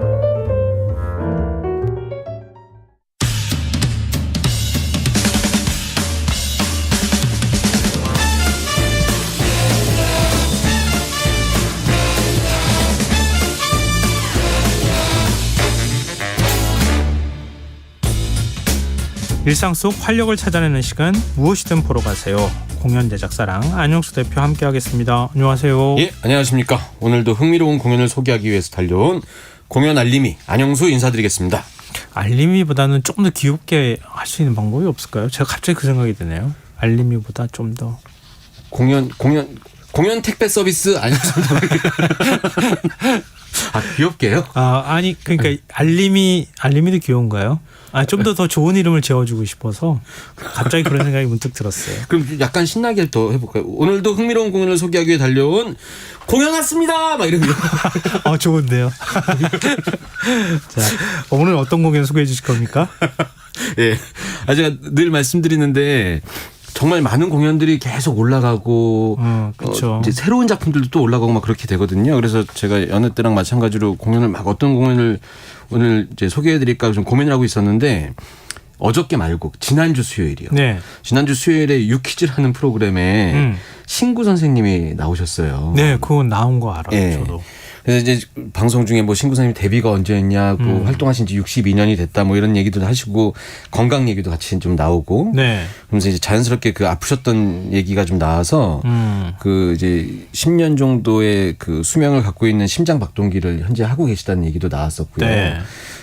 이제 그러면서 그 후반부에 다음 작품 현재 하시는 작품 말고 다음 작품 제안이 들어오면 내가 할 수 있을지 장담을 못해서 확답을 주지 못하고 계시다 뭐 이런 얘기가 나왔었는데 그 혹시 내용 다 보셨습니까? 아니요, 다 보지는 못했고요. 네. 저는 이제 예고편으로 나온 것만 보고 네. 그 전체 내용을 못 봤어요. 네. 근데 굉장히 많은 분들이 관심을 가지시더라고요. 네, 많은 분들이 관심도 가지셨고 그 네. 한 분야에서 어떤 어른의 모습이어야 되는지도 좀 이렇게 마음을 좀 움직이기도 하고 뭐 이랬었는데 네. 그 방송 중에 함께 현재 공연하고 있는 이상윤이라는 배우가 나와서 네. 신구 선생님과 같이 이제 공연을 계속 하고 싶다고 이제 이런 인터뷰를 했었어요. 현재 공연하고 있거든요. 네. 그래서 이제 현재 신구 선생님께서 출연하시는 연극 라스트 세션이라는 작품인데 이제 그 이야기가 나온 다음에 신구 선생님의 회차는 거의 다 매진이 된 상태예요. 이제 더 연기하시는 거 못 볼 수도 있다. 예, 뭐 그런 분위기도 있고 예. 워낙 이제 마음을 좀 움직이니까 대중들도 빨리 가서 봐야 되겠다 이런 생각을 해서 그런지 몰라도 티켓이 뭐 매진이 됐고요. 대학로 연극판에서는 네. 연극판이라고 해도 되죠? 연극판이죠. 네. 예. 정말 살아있는 전설. 이시나 그렇죠. 다름이 없죠. 예. 옛날엔 뭐 사실 저도 연극하는 분들 만난 적이 있는데 예. 요즘이야 뭐 출연료가 조금 높아졌다고 얘기하지만 예전에는 한 달에 몇십만 원 받고 네. 활동하고 그랬더니 그렇죠. 그랬으니까 뭐 10년, 20년, 30년을 버틴다는 건 사실 이거는 정말 네. 상상하기 어려울 정도로 대단한 분이다. 네. 그냥 저절로 그런 말이 나오는 것 같아요. 저도 생각이 났는데 난타 제작한 송승한 네. 그 지금 뭐라고 해야 되나요? 그 평창 동계올림픽 총예술감독이라고 해야 되나요? 네, 그분이 이제 난타 하기 전에 대학로에서 공연 같은 거 했을 때 예. 공연을 했는데 티켓이 많이 안 팔릴 것 같다고 하면 그런 생각이 딱 들면 바로 드라마로 찾아갔어. 아니 드라마로 가시기도 하지만 네. 신구 선생님은 드라마도 많이 하지 않았어요. 그러니까요. 계속 연극만 하신 분이거든요. 네, 무대를 계속 하기 위해서 여러 가지를 이제 기타 활동을 더 많이 하셨죠. 무대를 하기 위해서. 이제 이런 분들의 이야기가 나와서 이 작품이 좀 인기가 있었는데 이 방송 나오기 전에 기자 간담회를 했었거든요. 공연팀에서, 공연 제작사에서. 네. 그때부터 이제 그런 류의 기사들이 나오면서 티켓이 거의 매진된 상태였는데 이제 방송 나가고 나서는 예. 완전 신구 선생님 회차는 솔드아웃이 돼버렸죠. 더블 캐스팅인데 신구 선생님 차는 그냥 아예 매진돼서 끝났어요. 예. 그럼 못 보는 거예요? 보고 싶어도? 쉽지 않죠. 이제 그 상황이 어떻게 돼서 약간 보려고 예매했다가 취소되시는 분들이 있으면 티켓을 좀 구할 수 있을지 모르겠는데 예, 그렇게 됐습니다. 근데 이제 제가 오늘 그럼에도 불구하고 이 작품을 갖고 나온 것은 현재 이 신구 선생님이 하시는 공연이 어떤 작품인지는 잘 모르시니까 그쪽 가서 직접 보지 않으면은 잘 예. 모르죠. 그래서 티켓을 예매하신 분들이 공연을 만약에 보러 가시기 전에 이 방송을 들으시면 조금 안내가 되지 않을까라는 생각도 있었고 네. 함께 공연하시는 배우분들도 몇몇이 진짜 대단한 분들이시거든요. 그래서 그분들의 이야기도 좀 드리면서 이 작품이 갖고 있는 밀도나 이런 것들도 좀 말씀드리고 싶어서 오늘 이 작품을 갖고 와봤습니다. 잘하셨어요. 아유. 많은 분들이 정말 관심도 많이 갖고 그러시지만 네. 직접 가서 볼 기회는 좀 상대적으로 적을 네. 수밖에 없으니까 맞습니다. 이런 시간에 소개해주지 않으면은 뭐 알 수가 없잖아요. 그리고 여기서 이제 방송 들으시면 공연 못 보신 분들도 야 그거 뭐 이런 작품이잖아 이렇게 이렇게 얘기할 수도 있으니까. 요즘 그게 중요하니까. 네, 얘기가 통해야 되거든요. 어디 가서 이슈가. 네, 맞아요. 네. 하여튼 그 신구 선생님을 중심으로 해서 오늘 얘기를 좀 풀어나가 주실 거죠. 예, 그렇습니다. 그래서 제가 이제 이 매체에서 기사화된 다음에 그 일반 분들의 그 관심이 많아진 것은 뭐 말할 것도 없고요. 네. 그런데 이제 제가 제 입장에서 좀 놀란 부분은 공연계에 종사하고 계시는 분들이 이 작품을 보려고 하는 그 의지가 있는 분들이 꽤 많은 거예요, 주변에. 근데 이제 제가 솔직한 제 입장에서는 마케팅도 하고 있고 제작도 하고 있으니까 네. 이렇게 많은 분들이 티켓을 좀 구하고 있으면 공연계 종사자들은 좀 한 발 빠져서 매출 많이 나야 되니까요. 이렇게 좀 해줬으면 좋겠다는 생각을 솔직히 했거든요. 네. 근데 이제 제가 아는 지인한테 편한 지인한테 뭐 티켓 매진인데 꼭 보려고 해요. 이렇게 얘기했더니 남들이 많이 봐서 막 보고 싶어서 보는 그런 게 아니라 선생님이 이제 그런 인터뷰를 보고 나서 선생님의 무대를 하나하나 놓치지 말고 봐야 되겠다. 같은 업계에 종사하는 큰 어른의 그 무대에 대한 애정을 현장에서 꼭 느끼고 싶다는 생각이 들어서 보고 싶다는 생각이 든다고 그렇게 얘기하더라고요. 우리 그런 얘기들 많이 하잖아요. 뭐 가요 프로그램이나 이런 데서도 그런 얘기를 하긴 하지만 네. 막 그룹 10명, 20명, 30명이 나와서 네. 한꺼번에 막 떼춤을 추고 이렇게 하다가 네. 그거 하고 네. 한 명이 그냥 또각또각 걸어놔가지고 탁 서 있는데 네. 그 한 명이 더 훨씬 그 에너지가 큰 네. 그런 거 보잖아요. 네. 그러니까 그거를 느낄 현장에서. 것 같아요. 네. 현장에서. 그 아우라나 직접 이런 보면. 것들을 네. 확 느끼게 되고 그냥 동시에 약간 묘한 감정들이 여러 가지가 막 교차하는데 네. 업계에 있다 보니까는 업계의 어른이 저렇게 끝까지 무대를 애정하는 모습을 제가 보고 느끼는 것도 있지만 제가 그 객석 현장에 있으면 네. 주변의 분들이 그걸 보고 기립박수를 보내고 감동받는 걸 보면서 제가 신구 선생님도 아닌데 네. 같이 뿌듯해지고 막 이런 느낌이 있거든요. 같은 배우 입장에서는 네. 좋을 것 같아요. 네, 그런 마음을 느끼고 싶어서 그렇게 많이들 찾으시는 것 같다는 생각이 들었어요. 그래서 왜 그 연말마다 시상식 같은 거 많이 하면 네. 공로상 이러면서 이제 상 주면 예. 같은 업계에 계신 뭐 가수면 가수, 배우면 배우 업계에 계신 분들이 기립박수를 이렇게 보내시는데 네. 신구 선생님의 이런 인터뷰를 듣고 그 무대는 매회마다 공로상 시상식 같은 그런 그 말로 표현하기 힘든 묘한 감동을 함께 느낄 수 있으니까 더 많은 분들이 원하시는 것 같고 저도 이제 그런 내용 보면서 막 가슴이 요동치기도 하고 그래서 사실 오늘 다른 공연 소개하려다가 불이 나게 이 작품으로 대본을 수정하기도 하고 공연 보신 느낌이 어땠어요? 그건 간접적으로 전하거나 우리 상상하는 그런 거 말고 직접 보시면 어때요? 경외감 같은 거요. 처음에는 물론 그런 건 있어요. 예. 연세가 있으시니까 예. 발음이나 이런 것들을 바로바로 알아듣기가 힘드실 수도 있어요. 근데 그건 약간 적응의 시간이 좀 필요한데 네. 적응을 하고 나면 이제 그냥 어르신 배우가 연기하는 모습을 그냥 본다 이런 게 아니라 네. 특히 제가 이제 작품 소개 말씀드리겠지만 이 작품의 역할이랑 너무 딱 떨어지게 맞아요. 그래서 저게 배우구나. 이게 연극이구나. 저 배우라는 역할을 아무나 못하는구나. 이런 생각이 들어요. 안녕수 대표도 그러실 것 같아요. 저는 조금 더 경륜이 쌓이면 하고 싶은 말보다 약간 입이 더 빠르게 나가는 스타일이라서 아니에요. 그런 경륜이나 이런 것들은 숨길 수가 없는 거니까요. 네.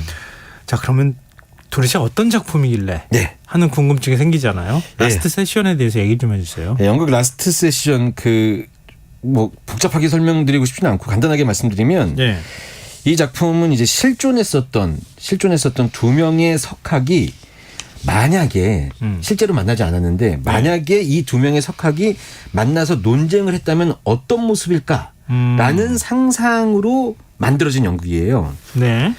제가 이런 표현 갖고 한때 유행했던 표현인데 단언컨대 이런 거 있지 않습니까? 네네. 단언컨대 말씀드리는데 끊임없는 갈등에 대한 대화가 요즘엔 굉장히 필요하다고 생각하고 그리고 생각이 다른 상대에 대한 존중이 요즘 굉장히 필요하다고 저는 생각하거든요. 이런 시대에 꼭 반드시 봐야 할 작품이다. 단언컨대 이런 시대가 반드시 필요로 하는 작품이다. 이렇게 저는 설명해 드리고 싶어요. 아니 등장인물이 어떤 사람들이길래 그래요? 석학이라고 그러시지 않았어요? 네. 제가 석학이라고 말씀드렸는데 이 작품 원래 이제 원작이 있습니다. 그 미국의 극작가 마크 세인트 저메인이라는 사람이 아멘드 M 니콜라이라는 사람의 저서를 보고 영감을 얻어서 쓴 작품이래요. 이 저서가 루이스 대 프로이트, 루이스 vs 프로이트 이런 저서래요. 이게 이제 배경이 영국이 독일한테 전면전을 선포하면서 2차 세계대전이 발발하던 1939년 9월 3일을 배경으로 하고 있거든요. 이때 이제 제가 조금 전에 말씀드렸던 이 두 석학, 이 석학의 상상에 만남을 소재로 했다고 말씀드렸는데 바로 지그문트 프로이트랑 C.S. 루이스가 직접 만나서 논쟁을 벌인다는 상상을 기반으로 해서 만든 2인극짜리 연극입니다. 우리 프로이트는 많은 분들이 다 아시잖아요. 정신분석학자. 그 정신분석의 창시자라고도 하고 오스트리아 출신의 정신병리학자라고도 하는데 이 역할을 지금까지 얘기 나왔던 그 신구 선생님이 우리나라에서 초연됐었을 때 그 라스트 세션이 초연되었을 때부터 이번이 세 번째 공연인데 네. 세 번 모두 참여하셨거든요. 이때까지 참여를 하셔서 많은 기자분들이 공연을 보시고 프로이트 그 자체다. 이렇게 많이 표현하셨거든요. 네. 그리고 이제 신구 선생님이랑 같은 역할을 하는 배우분이 남명렬 배우라는 분이세요. 네, 아시는 분들 많을 거예요. 네, 많으실 거예요. 근데 이분도 연극 쪽에서도 이해랑 연극상, 뭐 동화 연극상 이런 거 다 받으셨고, TV나 뭐 매체 뭐 꾸준히 활발하게 드라마도 많이 나오는. 공연도 거의 쉬지 않고 하셨었거든요.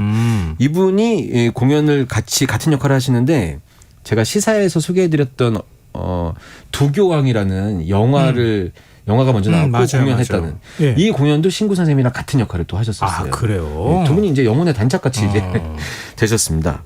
그래서 이제 제가 이 작품 초연할 때 이제 그날 관객분들을 대상으로 해서 관객과의 대화 같은 이런 이벤트가 있었어요. 네. 제가 사회를 보러 갔는데 남명렬 배우라는 분께서 이 역할이나 이 대본에 쓰여진 의도나 이 어떤 상징하는 것들 이런 것들을 설명해 주시는데 작품에 대한 분석이 완벽하게 끝나 있는 이런 모습을 보여서 그래 배우라고 하면 작품에 대해서 캐릭터에 대해서 이렇게까지 분석해야 되는구나 이런 생각을 제가 느끼게 했었던 그런 배우입니다. 야, 그러면은 프로이트 역할은 이렇게 대배우 2명이 하고 그러면은 상대역인 C.S. 루이스는요? 네. 이거는 C.S. 루이스라는 역 자체는 좀 젊은 역 아니에요? 네, 맞습니다.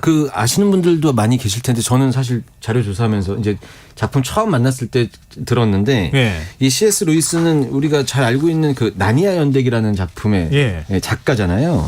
그리고 실제로 영문학 교수래요. 그리고 이 역할 자체가 극중에 프로이트랑 완전히 대비돼야 되기 때문에 상대적으로 뭔가 좀 젊고 약간 유능해 보이고 젠틀해 보이고 명석해 보이고 이런 느낌을 주는 배우들이 맡아서 이 역할을 해야 되거든요. 근데 이 역할을 하는 배우가 바로 그 유퀴즈에 나와서 신구 선생님에 대해서 인터뷰했었던 서울대 출신이라고 했었던 그 이상윤 배우가 이 역할을 합니다. 이 역할을 이상윤 배우가 그 지난 시즌에도 했었거든요. 이번에도 이 작품에 매료돼서 이번에도 또 출연을 결정을 했고요. 그리고 또 이제 이 같은 역할을 맡은 한 명의 배우는 처음에 캐스팅 소개됐을 때 사람들이 막 이런 반응이었었어요. 이게 왜 그러냐면 뮤지컬 중에서도 좀 대형 뮤지컬, 대극장에서 하는 유명한 뮤지컬 뭐 베토벤이나 배너나 프랑켄슈타인 이런 작품에서 주연을 맡았었던 그 배우인데 약간 성악 발성이고 굉장히 젠틀하고 TV에서 많이 보셨던 그리고 얘기 들어보니까 이 KBS 라디오에서도 인연이 깊어요. 누구요? 그 카이라는 배우입니다. 그럼요. 세상의 모든 음악 진행하셨던. 바로 그 카이 배우가 이 C.S. 루이스를 맡아서 이상윤 배우와 카이 배우가 반대쪽에 그리고 프로이트 역할은 신구 선생님이랑 남명렬 배우가 이렇게 대립되게 딱 공연을 하는 거죠. 그 루이스 역할은 못할 것 같은데. 그 대배우 앞에 파트너가 돼가지고 해야 되잖아요. 그래서 연습 기간 동안 얼마나 앞에서 자기가 작게 느껴지겠어요. 대담하게 그런 배우들하고 같이 연기하는 거는 물론 엄청나게 좋은 기회지만 굉장히 힘들 것 같아요. 방송용어로 맞는지 모르겠지만 쫄리겠죠. 당연히 그럴 것 같아요. 그래서 그 연습 기간 동안 지금은 이제 건강에 좀 그랬어서 그런데 예전에 이제 초연 재연했을 때는 약주도 많이 하시고 끝나고 얘기를 많이 해야 되니까 작품에 대한 얘기나 캐릭터나 호흡에 대한 얘기를 해야 되니까 하면서 이제 엄청 친해지신 것 같아요. 아닐 것 같은데요. 아니요. 신구 선생님이 그 젊은 그 공연 그 제작진들이랑 술을 자주 하시면서 얘기를 굉장히 편하게 할 수 있게 해주신다고 하더라고요. 아무리 편하게 해도 계속 야단 맞는 느낌일 것 같아요.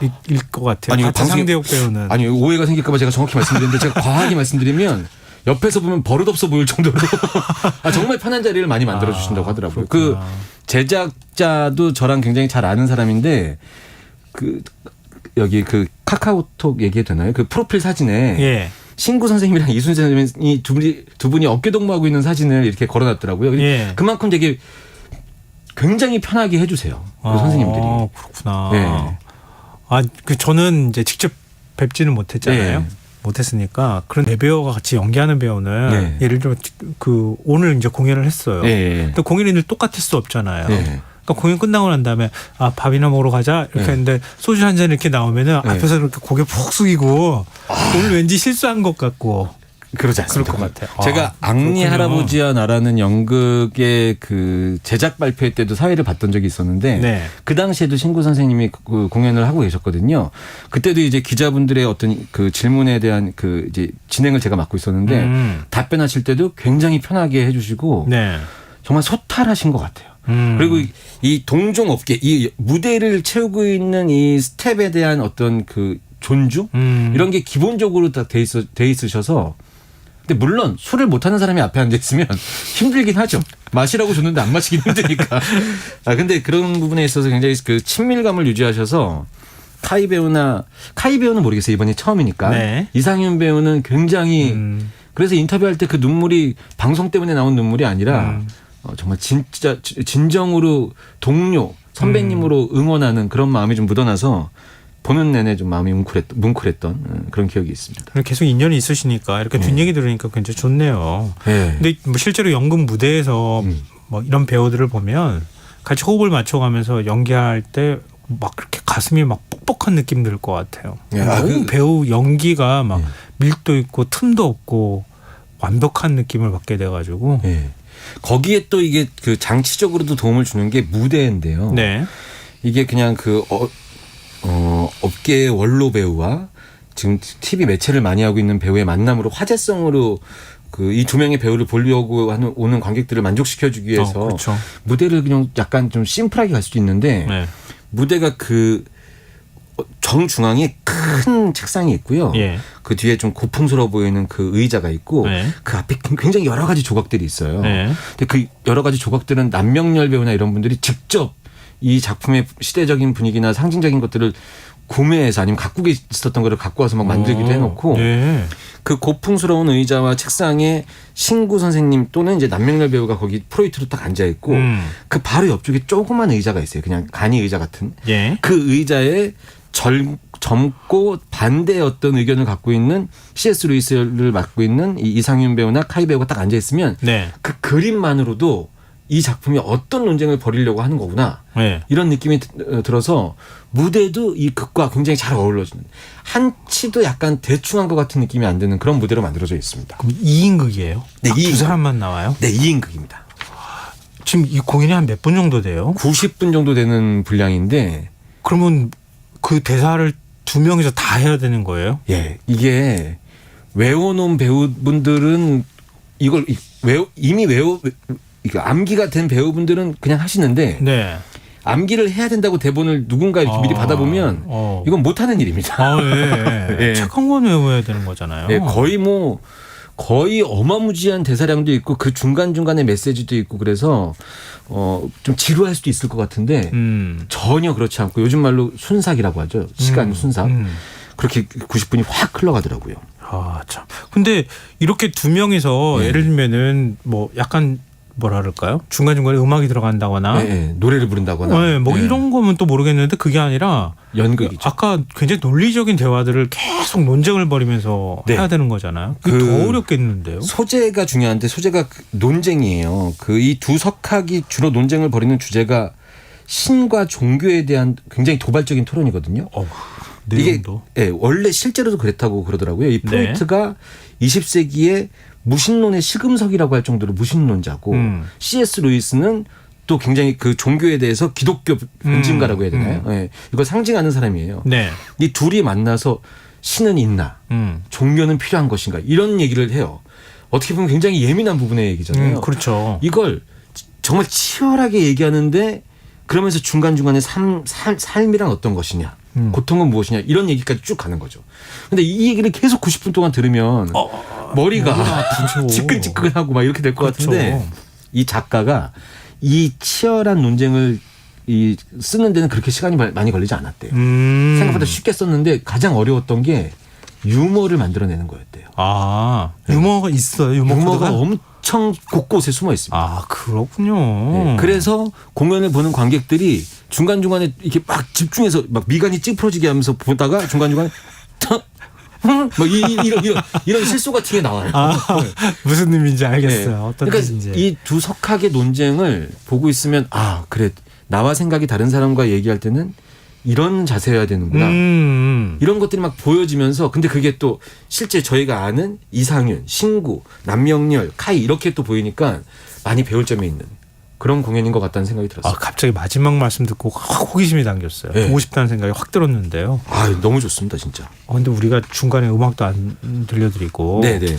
어디 음악이 아예 없는 거예요? 음악 있죠. 연극의 음악은 굉장히 중요한 요소입니다. 네. 근데 이제 오늘 마지막 곡으로 시간이 벌써 거의 다 되네 또. 예. 그 뮤지컬은 아니니까 노래를 부르는 아리아를 갖고 올 수는 없었고 공연 중에 아니죠. 공연 거의 마지막 부분에 이 프로이트 역할을 맡으신 이 배우가 다리를 싹 꼬면서 변주되는 음악이 또 기가 막히게 나오는 곡이 있어요. 네. 근데 이 곡을 이제 그 시대에 맞게 곡을 선곡을 했는데 바로 엘가의 수수께끼 변주곡이라는 곡이 마지막 엔딩으로 나오거든요. 이 공연의 어떤 분위기를 잘 어우러지는 곡이라고 할 수 있습니다. 알겠습니다. 마지막 곡 들으면서 저도 어떻게 티켓을 구할 방법을 좀 궁리를 해봐야 될 것 같아요. 예, 현재 매진은 매진입니다. 자, 무엇이든 보러 가세요. 랑 안영수 대표와 함께했습니다. 고맙습니다. 감사합니다. 김성환의 시사야 오늘 순서 여기서 마칩니다. 모바일 치킨 쿠폰 당첨자 5분은 홈페이지 공지사항에서 확인하실 수 있습니다. 끝곡으로 연극 라스트 세션에 삽입됐던 곡이라고 하죠.